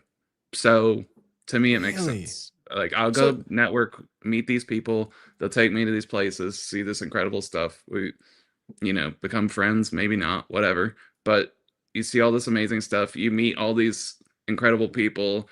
Everyone that signs up for a workshop and is spending that money on it, I guarantee is as passionate about that subject matter as you are. And so it's just a great way to make friends, meet like-minded individuals. I mean, I think it is the coolest thing that has evolved over the years, because when I started out, it was like a very structured, here's a school, that school runs these programs, cool, you can do it. But now, I mean, pretty much any photographer that you see on the internet has some form of educational materials or runs their own workshops about what they care about, or they do, like, we've got a street photography thing here in Austin that does photo walks. It's grown to, like, every time I go to a meet, we have over 150 people there. I mean, it's almost too many people to handle. Yeah, it's crazy. And, how do you even navigate through a street? Like, what? It's what ridiculous. It's absolutely ridiculous. They're like, meet at this place, and it's just like an amoeba, like just so many people. Like, let's go around in a circle and introduce ourselves. I'm like, this is gonna take an hour. It's, you know what? It's actually going to spawn new groups outside of this big group. There'll be like a camera thief meetup, and they'll meet up right near the amoeba and just start snatching all the good stuff. David Mascaro says this Texan must not be married. I mean, that is probably a good point to going on all these trips. Costs a lot of money, takes a lot of time. Not everyone can make that happen. A quick comment from Bruce. he says, some people also feel less competition talking to someone potentially on the other side of the world. So it Yeah, takes that out of the mix, which is a good point. Like it's, it's you true. know, it might sometimes can be better. Like if you're looking to do something, you know, maybe don't necessarily reach. Like I think building relationships with people in your local area is a great idea. For sure. But if you're looking for maybe business advice, that kind of thing, yeah, it might be Yeah. better to reach out to someone that is nowhere near in your world. Yeah. So they're not feeling like, oh, if I tell this person my secrets, they might steal my part of my business or whatever, or my clients. So Yeah. And I'd say also, I mean, I've had experiences. So let's say in motorsports, I mentioned Larry Chen and Drew Gibson. I met both of them in person. Both of them took the time in the middle of their job to step aside and have a conversation with me. And I thought that was the coolest thing on earth. Now, I've met other people that at the time I thought were amazing. When I met them in person, they weren't so helpful.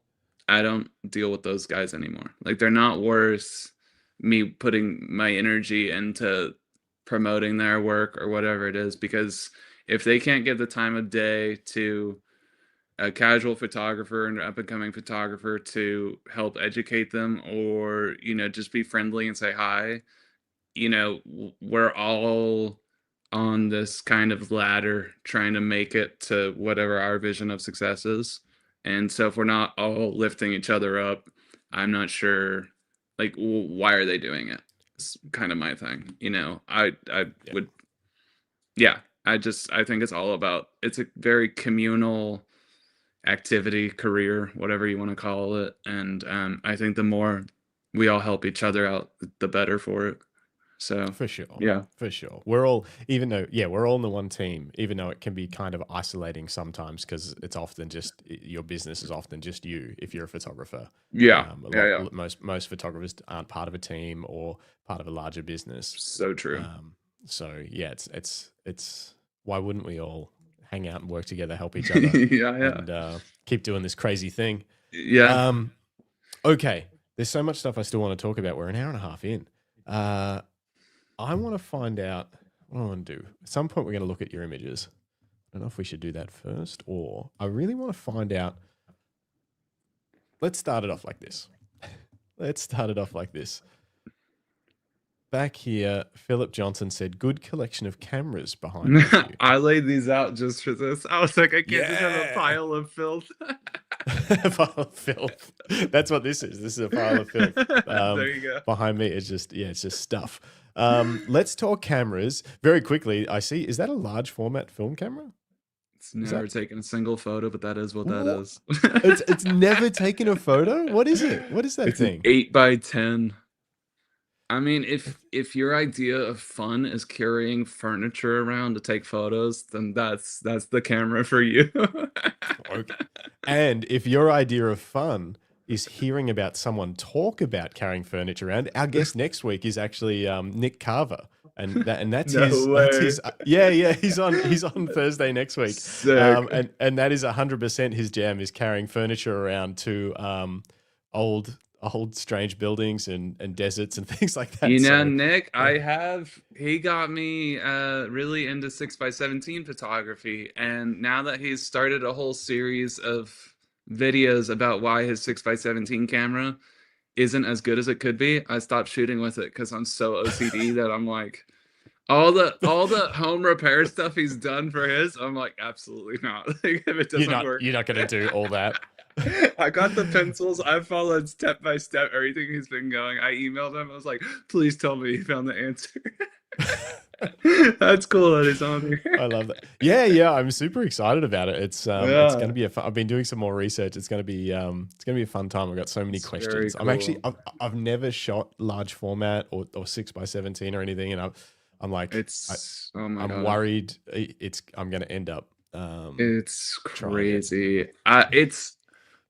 Okay, so I just briefly say, like, my reason for getting into 4x5, of course, is like maybe not so obvious, but 4x5 to me is like clinical precision of photographing landscapes, right? So everything's perfectly vertical, everything's perfectly flat. Now, I have a field camera made by Shenhao, which is this Chinese company, but they make fantastic field cameras. And it's got 2 bubble levels. It's got a vertical and a horizontal, so that when you set it up, okay, everything's right. Now I also have an Arca Swiss cube head that's got its own bubble levels, made in Switzerland. Now I know that thing is laser accurate. When I level that, my 4x5 camera says it's not level. I still don't know why. I don't know if it's because the bubble levels on the view camera aren't level, or it blows my mind. But I've only taken 10 photos with my 4x5 camera because I cannot handle the idea that I went through all this trouble loading sheet film, getting the dark cloth, getting large format lenses, to not get the benefit of clinically precise landscape photos at the end of the day, because I don't know which bubble to trust on whether something is straight or not. It drives me insane. I mean, couldn't you just test one where you trust the tripod, one where you trust the camera, and just see? Well, so like I was just in Utah doing the canyons, and I even brought Fuji like tilt shift lenses out. I'm convinced the horizon line in the canyons is just naturally not straight. So in scenarios like that, I'm like, I don't know what to do with myself. Do I tilt it to what I think is straight? But what if the horizon's not actually straight? Oh, then we're screwed. If I'm not on the ocean, like it's chaos. So it is chaos. Yeah, that's yeah. What do you shoot with? Well, I want to find out more about what you shoot with. But firstly, Canon. I'm using Canon gear. I just got the R6 Mark III. Oh, sick. But I've got R5 Mark II and an R3 as well. I do. Nice. I shoot some sports still. A lot of mountain biking, hybrid photo, video. Oh, so I'm often one backpack, lightweight, because we're riding for a day, and having to swap between photo and video in the moment, kind of thing. Nice. So that kit's kind of optimized around that. Yeah. But mountain biking is so cool. It is really cool. It's fun. Fun work to do. It's actually paid work, not highly paid work, but paid work, which is great because like shooting sports isn't an easy thing to get paid work in. No, it's brutal. And it's very chill. It's very fun. And I got into that purely just through reaching out to someone, offering to help. Found out the editor for a website was in my town, and I was like, I'll come shoot if you teach me more about mountain bikes, and just evolve from that. Yeah. Very cool. So is it true? I read somewhere that you have two different digital kits, not including your film stuff. Is that true? Yeah. If we want to get the nuts and bolts of it, I've got 4 digital kits. 2 of them don't really get touched. It's always it's always evolving. So my primary gear is Sony and Fuji. When I decided to do large scale prints, Fuji was like, I mean, the medium format system's out of this world. People say megapixels don't matter, but when you get to 102, there's a pretty big difference. So then they came out with, which I actually have right in front of me, just by chance, this lens, which is their 400 2.8 equivalent. Now, what I'll tell you, which I didn't believe at the time, but it'll give you like the sickest photos on Earth.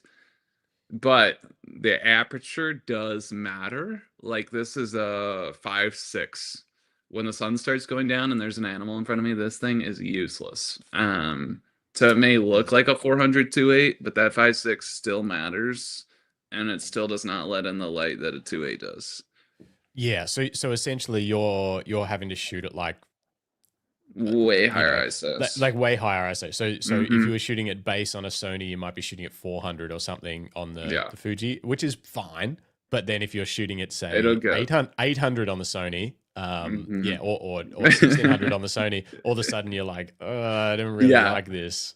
Okay. So I've been on expeditions like in Canada where I had this around my neck, and then also all my stuff is really around me. This is my 400 2.8 from Sony. And this is what I had around my neck. And so when the sun was going down, I would switch from one camera to the next because I didn't know. Like, I didn't want the light to just be the reason my photos were jank. Okay, so surely you're not taking both the Sony and the Fuji on I do. What? Okay. Yeah, Uh, both those lenses at least. really? Yeah, and then it's gotten even worse because the video side, like I was like, okay, if I want to work in the documentary space, like what's the baseline acceptable, thing? And so it's like, okay, 4K. Oh, everything can shoot 4K, but what, diving deeper into that, what does that look like? So you've got on the Sony side, FX3, FX6, but Mhm. 400 doesn't take front filters, so then you've got no solution for neutral density. So then Mhm. I was like, maybe I'll just sell all this film gear. I'll sell some film stuff and get an FX6 because it has an internal ND.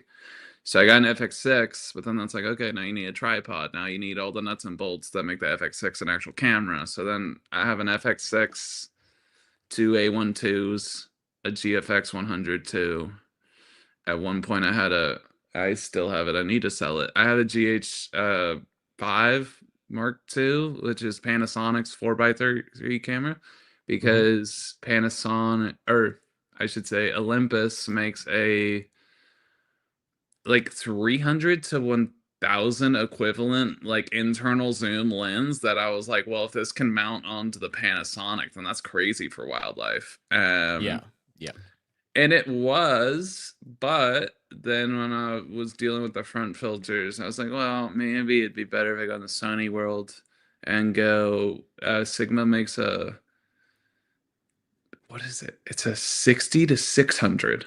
Now it's not internal zoom, so that throws the balance off quite a bit, but like takes you all the way from wide angle to telephoto. And for video, especially for wildlife, you want to be able to capture like where the animals are and then do the middle and then do the tight shot. So Yeah. that lens accomplished all the above. So I was like, okay, now I'm back in the full frame world. And it's just like an endless rabbit hole of I that is my beef with video. I would have so much more money if I never got into it because the amount you have to spend on gear to chase Yeah. particular things is absurd. Is it, yeah, I'd be so interested to know whether an FX6, I mean, for the ND, I guess that is the ND with long lenses. Yeah. That's the only, because yeah, otherwise it's like, because you're not shooting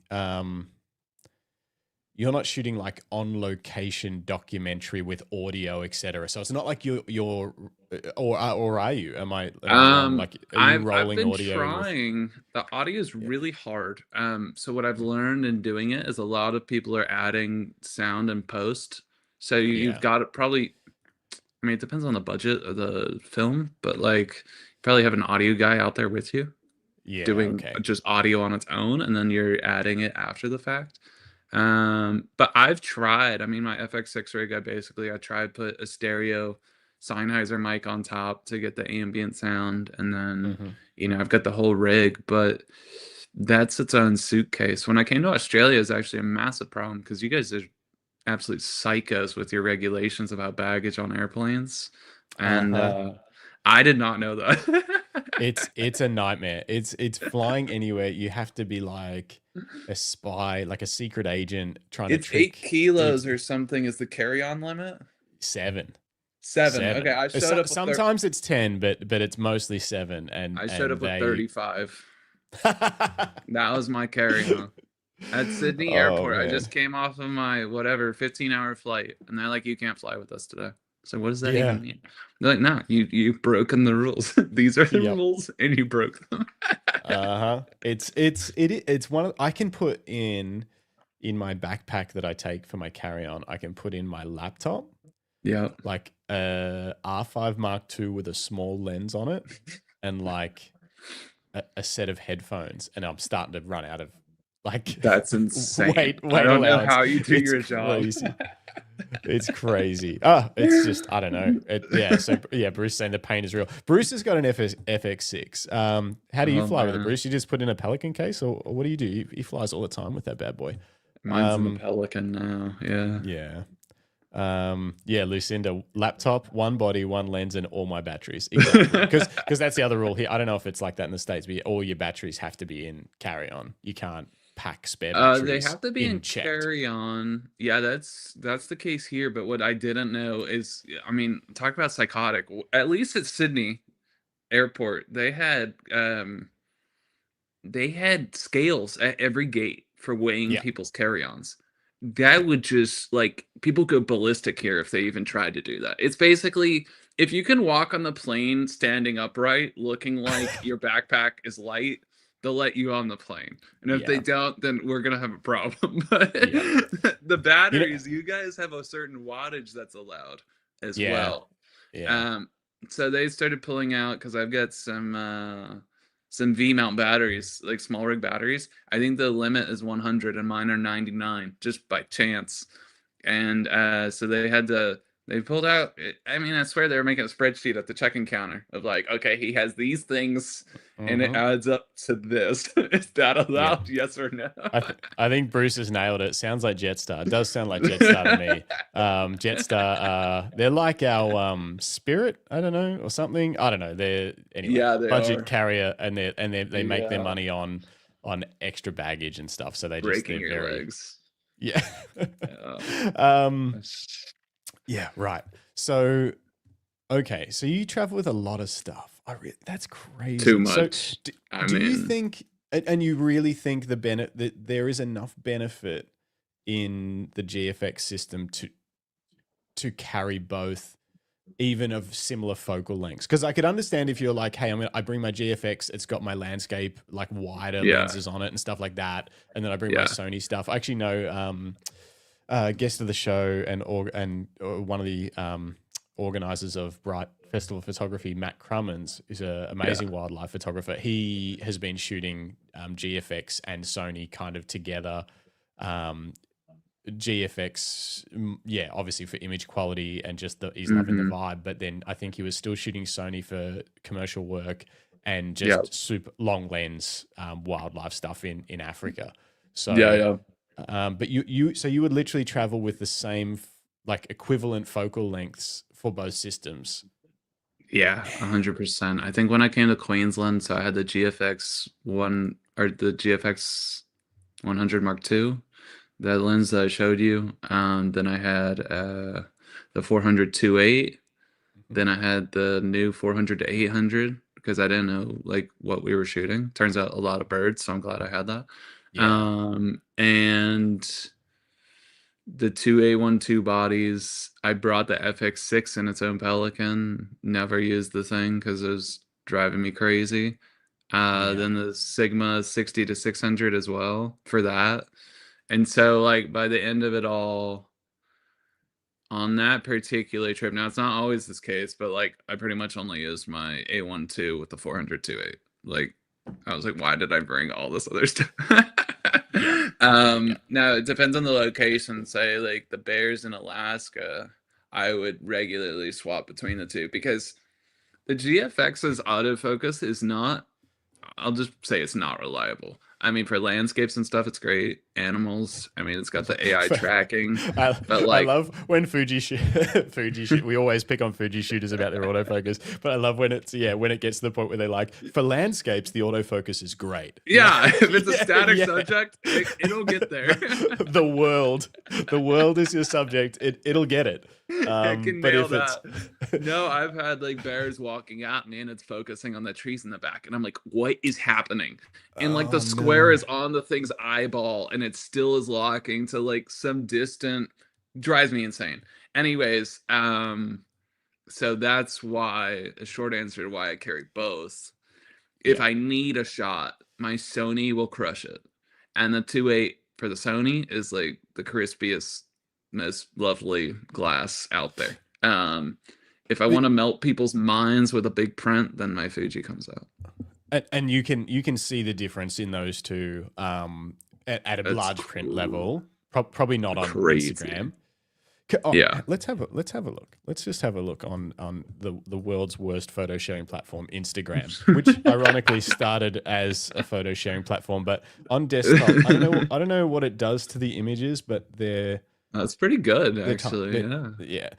So, do you remember like what these would have been shot on? That's Sony for Sony. sure. Sony. Sony. My GFX couldn't handle that. Yeah, Sony. Okay, so if it High, was something like this, it's like you want the Sony in your high hands. speed. Yeah. I think I forgot to bring batteries out for my other one anyway. So it's Okay. What that's the about Fuji. is it? Yeah. This bald eagle sat on a branch eye level with me for 2.5 hours. I Oh. could touch the thing and it didn't care. Like you could literally reach out like you were gonna touch it and it didn't move at all. I'd never seen Wow. anything like it. So he just kept walking in circles around it, and I was like, focus sucks, whatever. This is like as static as a bird's ever gonna be. Focus stack it. Yeah. Yeah, okay. That's trickier. The aspect ratio makes me think it's Fuji. Do you shoot the Fuji? Do you ever set the Fuji to aspect ratios in camera, even though you're All the obviously time. shooting raw? You do? Yeah. Ah, yeah. Oh, I think it's amazing. that's probably one of the things that the biggest tempter to the Fuji system. And what's funny is it's like Canon could so easily do that with firmware. Yeah. Instead of just giving me like, here's a 1.6 crop, here's a 1:1 crop. Yeah. You know, like Now, give us, yeah. I wouldn't do it on their smaller. I would only do it on the GFX system because Yeah. if I shoot 65:24 aspect ratio, which is like the slimmest thing on earth, Yeah. it's still 60 megapixels. Yeah. Like, Yeah. that's just stupid. That's more than my A12 is full frame. Like, Yeah.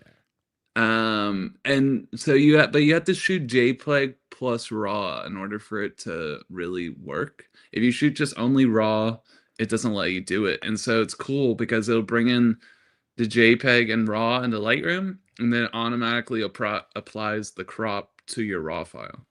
So it somehow knows and like makes it Interesting. happen. So well, that's how Canon works. So if I do shoot in a crop, like say if I shoot in square crop with Canon, I can shoot Yeah. raw only and it'll still work. It just brings the crop information Interesting. in on the raw. But it it Mhm. doesn't need a JPEG for it to function. So it's interesting. Yeah, How do you that's yeah, yeah. Which one's crazy. that? That's Sony? a Sony. Sony. These bears were humping each other for like an hour in the ocean. It was like the most gnarly thing I've seen. We were like, that's what it was, the two on top of each other. It's like the tide is rising. Ah. I'm like, someone's gonna drown here, you know? Like, what's going on? Wow. Okay. That So that's one, yeah. yeah. That. I thought they were just wrestling. No, Apparently yeah, I'm not. there's a lot more going on. I did not want to put it up. Someone asked in another post, you said this was like the most violent thing you've seen. Why is it so violent? I'm like, all right, well, here you go. Yeah, Wow. it's crazy. That one, the portrait, This one? me pointing to the right of that. Oh. That yeah, that one's on my Fuji. And like I will say there's always this argument too, like the bokeh and stuff, medium format versus full frame. If I'm in a lab, I can make them look the same. It's like no one's in a lab. Like Yeah. at the end of the day, like the isolation of that bear's eyeballs is out of this world. I mean, and that couldn't be done, as far as I'm concerned, with couldn't be done with my Sony. Like, it's just, and it's so detailed. Like everything is visible. You could zoom in infinitely on that guy, and it's just, if I can get I'll risk it to shoot with questionable autofocus, and I'm single shotting on the GFX because if you do burst mode, then it takes, I think it shoots 14-bit color is like the highest it'll do. Maybe 16. I'm not sure. I can't remember. But once you start doing multi-shot, it starts bending pixels, and then it just starts doing weird stuff. Your color bit depth is different. So I paid for the thing. I want the full everything that it can give me. So I'll go back to old school shooting one shot at a time. and risk it, because if I can get an animal filling the whole 4x3 frame, it's gonna melt people's brains. I mean, so it's worth it. So it really is about that being able to print large format and have that shot look completely different to what anyone else would have. Yeah, for sure. And then also like it's it took me a while to realize that's, I think, the Fuji as well. But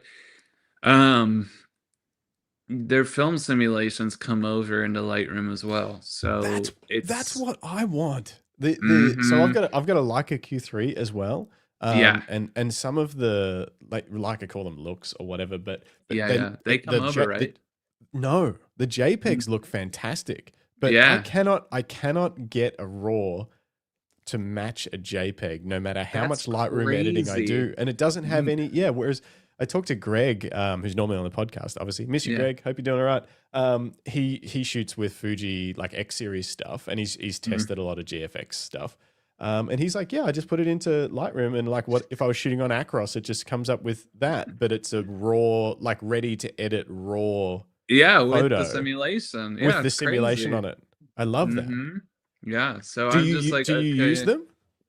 I do, because it's a great baseline. Like, instead of using Adobe Color as your starting point, you can like look at you can just click through the simulations and be like, actually, this simulation's colors are closer starting point for my edit than what I ultimately want.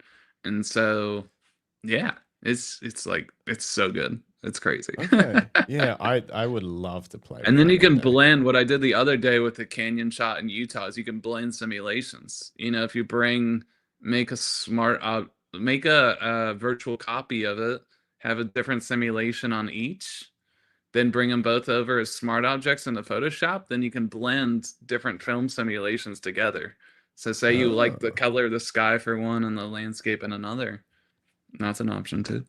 Is that one of these shots? Yeah, I think that top right one, the sky. So like, I think the canyon's like Velvia, and then the sky is, what is it? Fuji, Reala Ace is like a Is this Gensler kind of. the And then I horizon edited that you further. think that the horizon might have been crooked? That's not straight, is it? I can't tell. I think you're like. Are you saying that you think the world is crooked in that spot?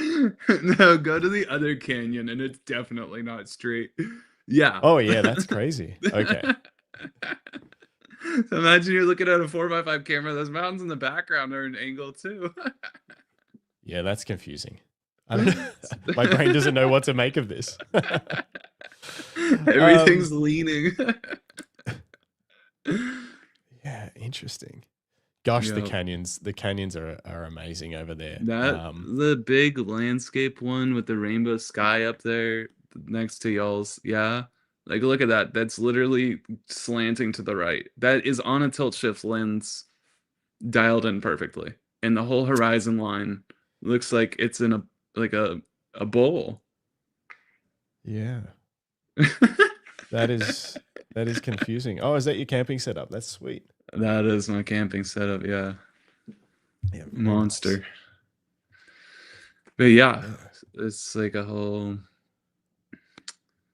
Yeah, this is fun looking through these. So let me guess.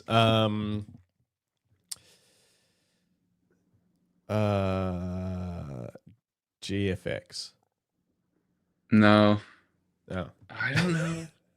Yeah, I didn't bring I never brought my GFX out on this trip, but I did bring it on the trip. Okay. It was one of those things like, okay, you're gonna see moose, but how often are you gonna see the moose? What light are you gonna see the moose in? How quickly are they moving? All those things factor into whether I'm willing to risk the shot on one system or another.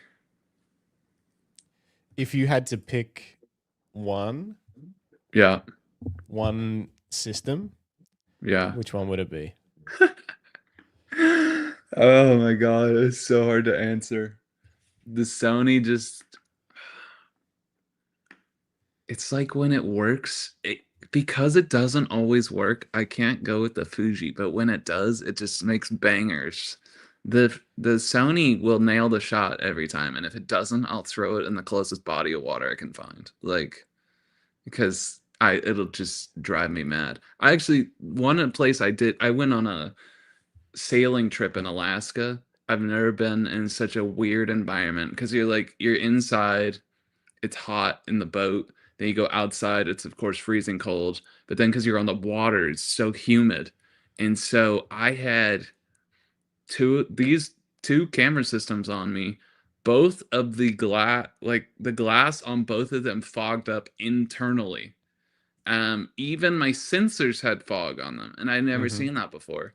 And so I would take my camera, open it up, and just point it straight at the sun until it dried out, because there were two bears right in front of us, and I was losing my mind because I go from one to the next, and both of them were broken, and I was just like, this is ridiculous.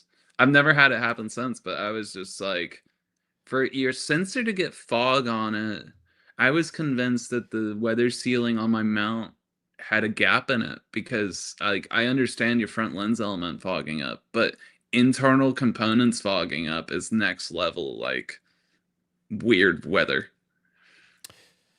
Yeah, I'm just trying to think if that's happened to me before. It's I have had like, internal. am I blind? No, I've definitely had internal fogging. Just trying to remember if the lens come off at any point or not. But yeah, we had often had issues with that in Japan because everywhere inside is so insanely hot. Oh yeah, it's and cooking. then you go like I was doing snowboard photography, and yeah, there was just this risk if you went straight into the cold air. Like, it was good to let it acclimatize in the bag for a little while, For and sure. then, yeah, and then be very, very careful about changing lenses for the first, like, until the system's cooled down, basically. Yeah. Otherwise, yeah. But I just can't remember. I had internal fogging, but I don't think I ever had it internally fog without changing lenses or anything. Like, just there where the seal That's why I should was be so fine. surprised. Yeah, Yeah, that's because I had odd. them on, and you know where everyone always jokes about putting your camera in a bag of rice to like Yeah. solve for that. Okay, I did Uh-huh. that once, and I went to shoot. I pulled it out of the bag of rice. A grain of rice got stuck in the SD card slot and broke it. And I had like the most amazing scene of my life in front of me, and a grain of rice broke my camera. Oh no. Well, I don't know if the grain of rice thing works, but I think we did. I can't remember if Jim did it for me, but I was at a wedding. I was a guest at a wedding, so I was drinking. Yeah. But we also filmed them jumping in the pool in slow motion, and then I jumped in the pool with my new R5 Mark II and went completely under the water, Dang. like fully submerged. Yeah. And I don't know if you're aware, but the new R5 Mark II has some nice cooling vents in it to keep it Oh, cool while you're great. shooting videos. So Yeah. they're really good for water ingress. But yeah, I think Jim might have put it in rice and put it next to like a warm something for like a day or two. It was Oh my fine. gosh. Yeah, totally Wow. fine. So That's crazy. Yeah, yeah. I hear if you get water in any electronic device, as long as you don't turn it on, stick it in an Yeah. oven, whatever, then it'll maybe come back to life. Yeah. And it certainly did. Crazy. All right. I don't want to keep you for too long because I'm sure you've No got a ton worries. of things to do today. But what else do I want to talk about? What other images should we have a look at? Oh, That's hang a on. good question. Yeah. Paul's got to go. Enjoy work, Paul. Thanks for joining us. I think a few other people had to Thanks for bail coming by, earlier too. Paul. Other Paul, got to run. Thanks, mate. Great interview. Thanks. Thank you. So yeah, any great images we should have a look at of yours? Some of my favorites lately. Yeah. Yeah. I really like the Greenland Village one. Is that this one? That colorful one. Yeah. I thought that was like really well. I just love the road leading through it. I love the cartoonish colors of the village. The iceberg that's in the background, just floating there. I mean, there's so many elements in that. I didn't even see that. The light poles are like symmetrically spaced. I mean, there's just so much going on that makes it so clean. So that's how did you approach this scene? And how how did you end up finding this? Like you say, how working to get the light poles spaced the way you wanted and things like that. Yeah. I wasn't even thinking about the light poles. Someone told me about that after the fact. But no, we were walking the streets. I'm not gonna be able to say the name of this town. It might be somewhere in my caption, but it's like a ridiculously long name. And yeah, that title. So when you go to sail Milford Sound, yeah, that's the sound. You always stop at this native village, and it's of course Denmark owns Greenland, so Danish police, but like Inuit native people in the town, so it's kind of a weird thing going on. But you land in the town kind of towards sunset, and you walk the whole area. It's pretty small.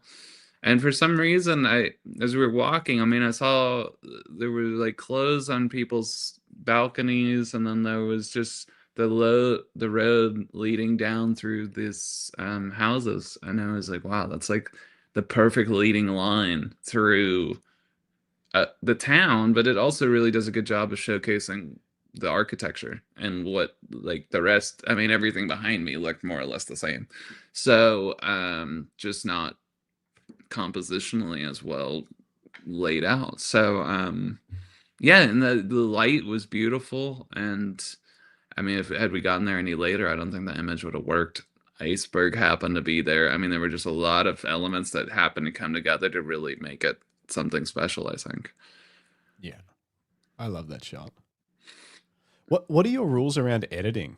Do you where do you draw the line when it comes to editing your images, whether it's removing distractions or anything like that? Do you have rules that you set for yourself, or does it depend on the type of the image, what its application is?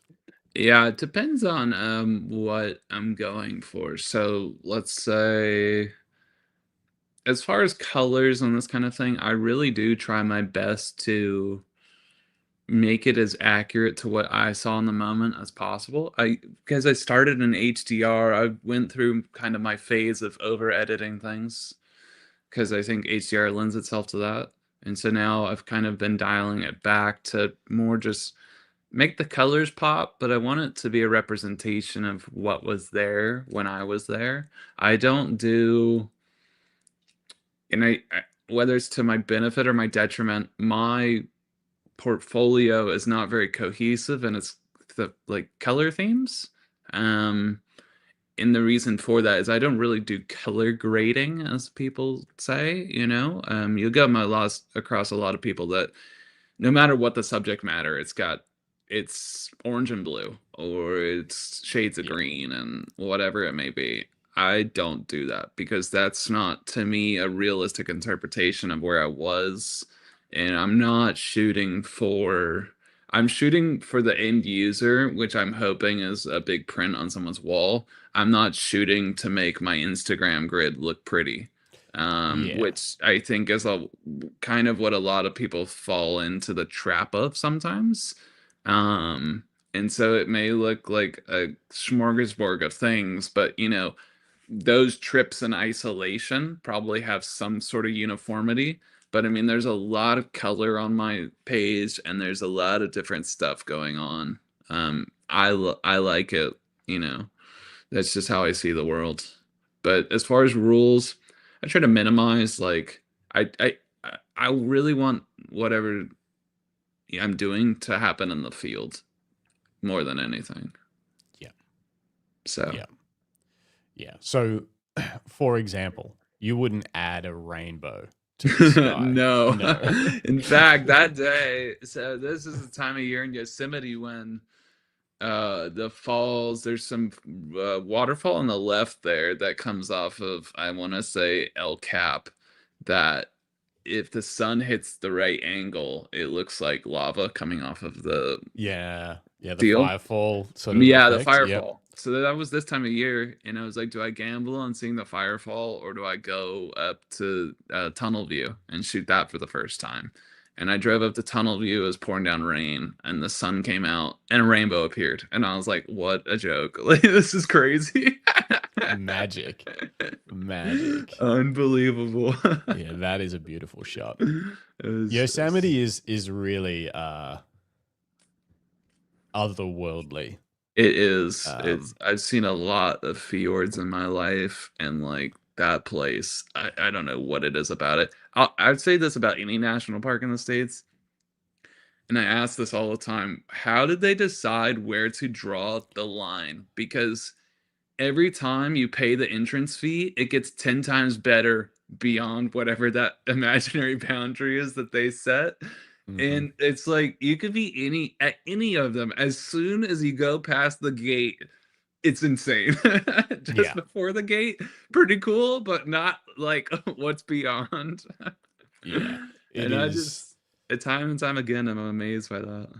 It is beautiful. Like it, and yeah, they're all so different, and Yeah. unique, and just yeah, I couldn't believe how interesting the national parks were. That's basically S- what we did. We did a road trip for. We drove from Austin to Nashville, Okay. and then we flew to LA, and then we drove Yeah. from LA up to Yosemite, and then down through Vegas, and then back up to Colorado, basically, and like zigzag Crazy. through national parks and stuff like that. Yeah. Did you go to Yeah, Death Valley? we were. I wanted to, and it was Yeah. like proper heat wave. Oh, good That thing you didn't. I was like, I really wanted to go via Death Valley somehow, Yeah. but we ended up coming down because it was going to be after Yosemite, and then we ended up coming down and basically scooting straight across to Vegas, Okay. and we hid out in Vegas for 3 days while it was just insanely hot at a place that had a pool. Man, Um, even Vegas would have been scorching. it was Like, miserable. It was like we hung out in the pool. Vegas sucks. I don't like Vegas at all. It was yeah, it was kind of crazy. But we Vegas just is like one of those places, like the strip itself, you think would be pretty walkable, but those oh blocks, the city blocks are so big. yeah. So to get from like one spot on the strip to another, I mean, you're talking like a 45-minute walk. Yep. And if there's a heat wave, like you're gonna die. You know the good thing that though, for us Australians, because if this happened in Australia, you'd literally be thrown in jail. You're walking down the strip and it's stinking hot, and then everywhere is a casino. So to do anything Yeah. like to get inside is like it's another long walk just to get inside this, and then they're Hmm. designed to keep you in there, so you just don't want to go in Yep. anywhere because they all suck. Yeah. um so you're hot and you're thirsty and you're Australian, so you just want a beer, and then there's just people on the street just selling beers out of like coolers and just for It's cash. the craziest place.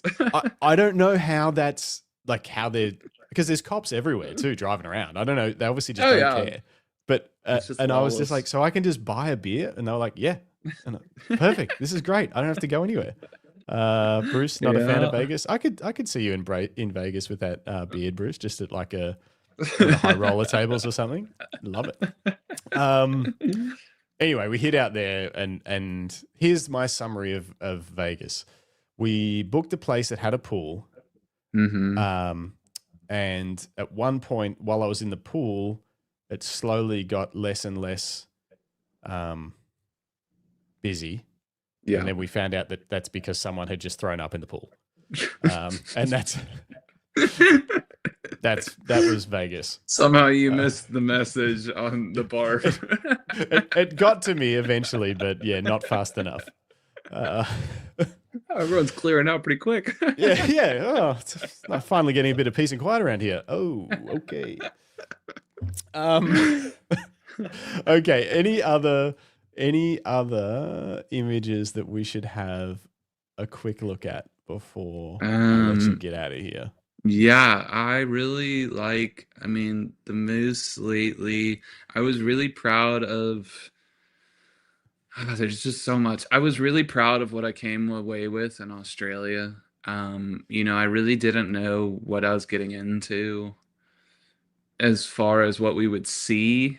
And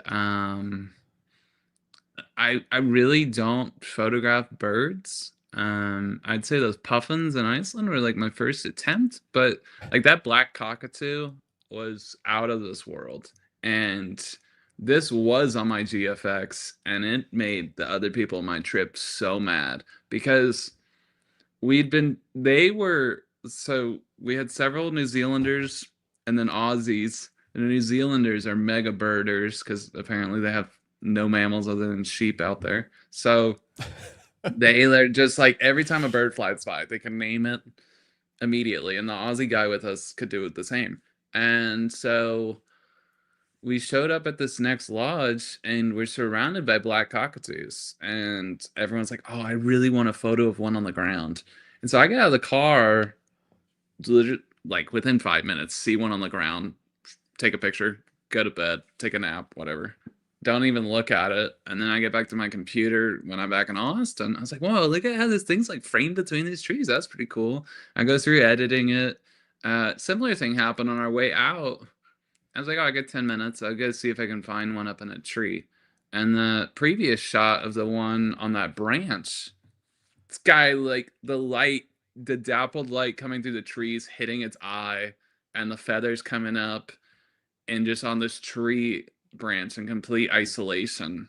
I was like, I couldn't believe that it was in focus on my slow medium format camera, and the light, just all these elements came together.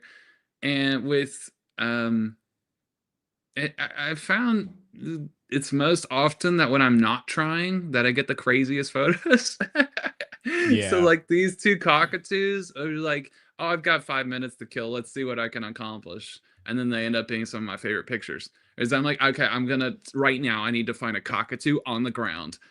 I could probably walk 5 hours and not find one, but because I thought of it as like a non-thing, it happened to be right there. So I was really proud of these. And my goal for this particular like trip was to try what I think Kate put it very well, is like wildlife portraiture. And what does wildlife portraiture involve? I think it's isolating the subject matter, shooting them vertical, because portraits of people are vertical, so why wouldn't it be the same for wildlife? And really drawing the viewer's attention to the animal. And so since that trip, I mean, I credit to her, think it was one of the most informative trips I've been on with someone, because her style, I found it very unique and special within that space.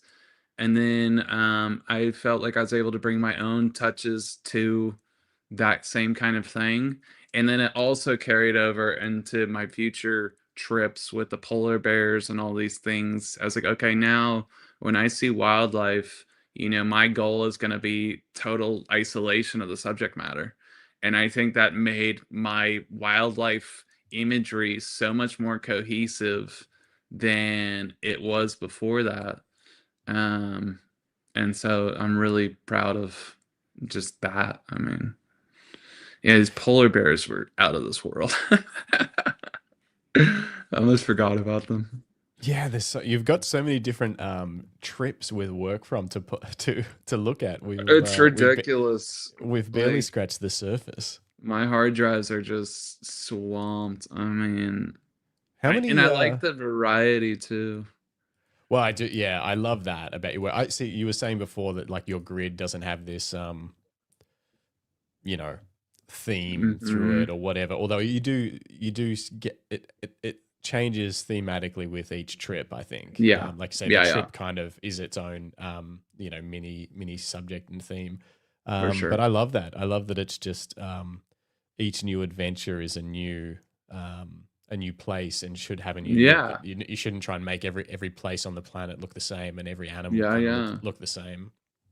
It's been quite the magical journey, I've got to say. I mean, I've seen some stuff and that's why, like, for anyone that's ever doubting, whether they can make it or not, I mean, I do it just for the love of it. Whether it makes financial sense or not is like a whole separate discussion, but like, I am so in love with not only like just the process of capturing photos, but it's also the places it's taken me and the people that I've met along the way. Like, I don't see there being any other job I could have had that would have led to the same outcome in my life and been so impactful, you know? So whether like as far as I'm concerned, like that other stuff is an aside to the incredible things that you get to see along the way, the people that you meet. I mean, that to me is the most important aspect of what we do. And so, yeah, I'll chase it forever because it's just so crazy. There is there's possibly no better way to leave this episode than that. I completely agree. Whether you're doing this for a living or for a passion or ideally for both, it's Yeah, it's a unique way to travel through life. That's for sure.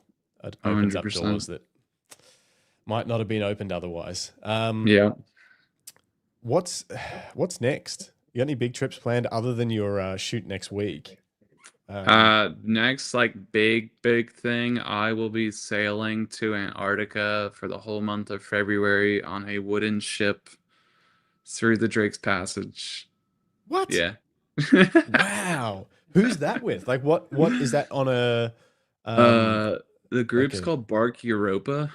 So it's a wooden schooner from the early 1900s. Like, so Whoa. it takes 40 guests, but they give you a job on board. So you have to work the sails and help the crew to sail to get to Antarctica. And I've been told I'm going with Benjamin, and he told me it's like the closest to death you'll ever feel. I was just gonna say, like, is it at all dangerous? Is it? Yeah. Yes. I mean, it's definitely dangerous for you yourself. Like, I've been told that the rules on deck are you will always have a clip-in point, like rock climbing harness, you know, so there are guidelines all over the deck because if you're in rough seas, obviously getting thrown over is pretty possible. So Mhm. you're always hooked into something. And I'd say that's the primary safety precaution. They also have, I mean, they have a full-time doctor on board, and they have communication with rescue teams and stuff. So I try to go on adventurous things, but I try to limit, you know, okay, are there backstops to the dangerous situation that I'm putting myself in? And in this case, I'd say, yeah. I mean, there are lots of people doing the same passage. There are rescue teams, you know, that they can get in contact with. They have all the proper equipment. And So this is the ship, this pirate ship that's here. the boat, yeah. You're going on a pirate ship to Antarctica. Pirate ship, yeah. Wow. It's so they do trips all over, but the Antarctica one is roughly a month is what it'll take. And there's How a great long? book Oh, sorry. I was just going to called ask how long's the Drake Passage part? it depends on Do the you know? weather. It could Uh, be 2 to 3 days, I think it takes to get through okay. there. Yeah. Sometimes you sail backwards because you just can't get the right winds, and then you got to make up the time for it. Yeah, it's gonna be like the most rugged. I've done a lot of sailboat related things, and it's just like, okay, for this amount of time, I'm not gonna shower. We're all gonna be filthy animals, and Yeah. because that's just what it involves. Is there a limit to how much of your camera gear you can take on there or anything like that? Is there like, Surprisingly not. No, okay. because you take commercial flights all the way. So you're going Yep. down to Argentina and then you're sailing from there. Whereas Greenland, you take a plane onto you land on a dirt runway. And so Greenland limits the weight that you can have. Yep. Alaska is similar. You're on a bush plane, so the bush plane has a weight limitation. Australia is the same, just because you guys are insane. There's a limitation on for Hey, no don't reason I lump, can don't discern. lump me in with Jetstar. I didn't make the rules. I mean, they're not. It's It's this very it's the un-Australian of same them. Boeing 747 here stateside as it is there. I don't know why the Oh, rules are so different. man, there's so many weird rules like that. Like, you know when you guys call it gas. When you pump gas at the pump, Yeah. and you can put the thing in, and then you pull the thing, and then you Yeah. lock the thing, so it Yeah. just fills up. We're not allowed to have them. We used to have Really? them. They took them away. You got to What? stand there and hold it because apparently our petrol at our petrol Yeah. stations, I don't know, they're different to those in the States. Because unless are you guys having like just explosions on the regular over there No, at petrol stations from people Surely that would locking be on the the news. you would think so, but apparently those little things so you can lock the petrol thing on are just too dangerous for Australians to have. So they I took them bet away. you guys, some doctor association lobbied, the elbow surgeons are like, nah, make them hold it longer. So. I mean, there's something up with that because when That's I was a kid, insane. every pump had it, and then as I Yeah. grew up, then only the diesel pumps had it, and then now even the diesel pumps don't have it. Only the So truck filling, for the large trucks. So anyway, I mean, our gas station, can you guys, no, you definitely can't. I was at a gas station in Utah where like at the checkout counter, there was a display case just under the cash register, and you could buy like a pistol, just middle of nowhere, Utah. There's like handguns. Like I've got my Skittles and a pistol if I wanted. wow. And you could just leave with that. let's go the other direction. In the States, yeah, you can buy a pistol. In Japan, you can buy beer almost anywhere. Everywhere, States, yeah. In the States, you can even buy beer at a lot of gas stations, I think, depending on, and you can certainly buy it at like Walmart or I went to the Whole Foods in Austin. You can drink beer while you shop because there's a bar at the back. Yeah, there is. I was in the milk aisle with a pint of like craft beer, and the bartender was so friendly as well. Anyway, yeah. in Australia, you cannot buy beer at a supermarket. You cannot buy beer like you can if it's at a supermarket. It's in a separate area. Like it's because I had to go to like a bar, and the bar had a liquor store attached to it, and I was like, that's way sketchier than it just being in the grocery store. Yep. And definitely no petrol station, gas station. No beer whatsoever. No. So it's our rules they're different. I don't know. How strange. I don't know how they come up with all these rules. I guess we drink too much beer. You guys don't protest the right things though. Like you protest a lot. I'm aware of that, but like they're like base level things that need to be fought over. Yeah, I think some of them. I think I'm gonna do a protest about the petrol pumps because it's an unnecessary use of grip. We don't need to be doing this. What is the fear? Like, because I've never tested this, but I'm imagining even if you pull it out, doesn't it automatically stop, or will it just keep shooting gasoline all over the place?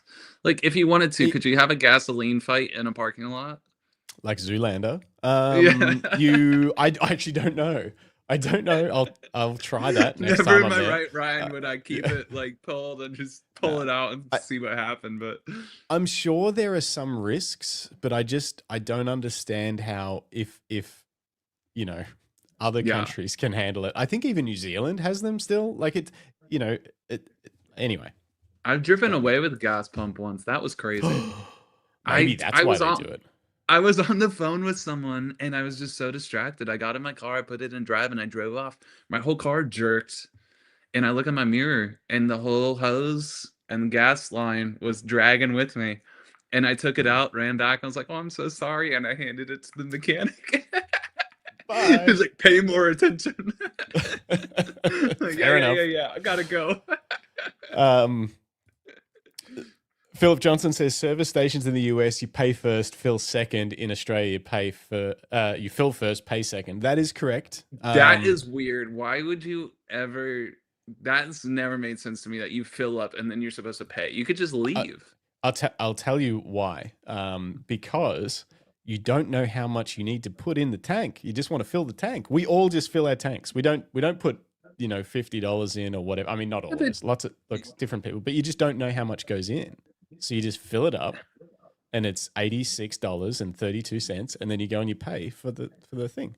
But you could just get it all done in one go. It's a calculator. The machine itself is a calculator. It's gonna give you the total no matter what you do. No, but how do you pay first if you don't know how much it's going to be? You can just stop it at any point. You can just let go of the trigger and be like, all right, that's all I want, and just put it up. No, but what I mean is we don't know how much needs to go in the tank to fill it maximum. We don't know how much is left in the tank. We just want to fill it up to the top. We want a full tank. Yeah. And you can do the same. You can just leave that thing running all day if you want to. You'll just have to pay whatever it ends up at. But so I think the way it works in the States, and this screwed us over a couple of times, is you have to have a credit card to authorize beforehand, and then it'll charge whatever happens. But if you want to pay with cash or like a debit or whatever, you got to go inside. You go inside and you're like, I'll have $25 on pump number 2. And I don't know what that means. That's right. So that does make sense. Exactly. Yeah. I'm like, you're trying to do the maths. Does that mean I have? Do I have a full tank for that? Yeah. So it actually got us because I don't have credit cards and we were traveling around and I got stuck a few times. I had to go to places that would accept like an international debit card, which is it wasn't too hard. What is insane is California's taxes on gas compared to Texas. It was literally it was double the price for the same stuff, and I'm like, it's crazy. How is this allowed?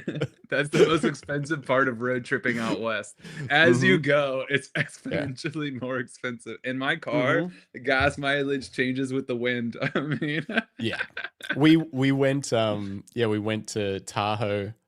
And then I think you can go and fill up across the border in Nevada. Am I in the right way? Yeah. Death Valley's the same. Death Valley's in California. If you leave the park and go to Nevada, it's like $3. And then if you come back in, it's like $12. I'm like, what? Who? Anyway, it's crazy. It is crazy. Sweet. All right, we should wrap it up there. I think there's a million things we could talk about, but one final question, and I think I've already asked you this, but I'm going to ask you again so I can really try and nail down the answer with a lens attached. If it was end of the world and you had to document the end of the world with just one camera and one lens, anything you want, what would it be? Sony A1 with a 400 2.8. You would stick with a 400 2.8 even at the end of the world? Yeah, 100%. I love it. It's heavy. You got to carry that bad boy around. That might make my life at the end of the world a bit shorter. That's true, but it's keep you fit. Clean. It's so clean. And the weight, I mean, it's just so crispy. Yeah, that's like my I would die on a hill for. Love it. Yeah. Love it. Okay, we'll be keen to follow up after your trip, so I'm going to try and I'll try and hassle you to even snag that'd be an hour amazing on a show after February and see how that thing was. That'd be sick. Thank you for having me on. Oh, thank you. Thanks for your time. Thanks for the amazing photos. Thank you. They are truly beautiful, and thanks for. It's always fun to hear people's real experience because most people that use medium format or use the Fuji GFX system, they usually jump in with both feet, and so. It's nice to hear the pros and cons from two different systems in use that are being used side by side because there's not a lot of people that do that. So it's always fun. Yeah. Glad I can help. Where can people keep an eye on your work and buy prints if they want to or anything like that? My website, my Instagram is traboldphotography.com or just Trabold Photography is my Instagram. So just my last name, photography. Easy enough. Love it. All right. With that, we'll roll our terrible reggae music and we'll catch everybody in the next one. Thanks so much, man. Thank you. Thanks very much. Thanks, Rodney. Thanks, Philip. David Mascaro. Oh, he did He's only been to Yosemite once. Did the Half Dome hike with 2 F5s and 3 or 4 lenses in a backpack, and it killed him. Thanks, Bruce. Bruce is gone. Thanks, Paul. Thanks, everyone that joined us today. Lucinda, you're all amazing. And we'll catch you guys on the next show. So Monday night, we've got Dennis Smith, special guest. And then next Thursday, Nick Carver, the large format landscape king. See you on the next one. See ya.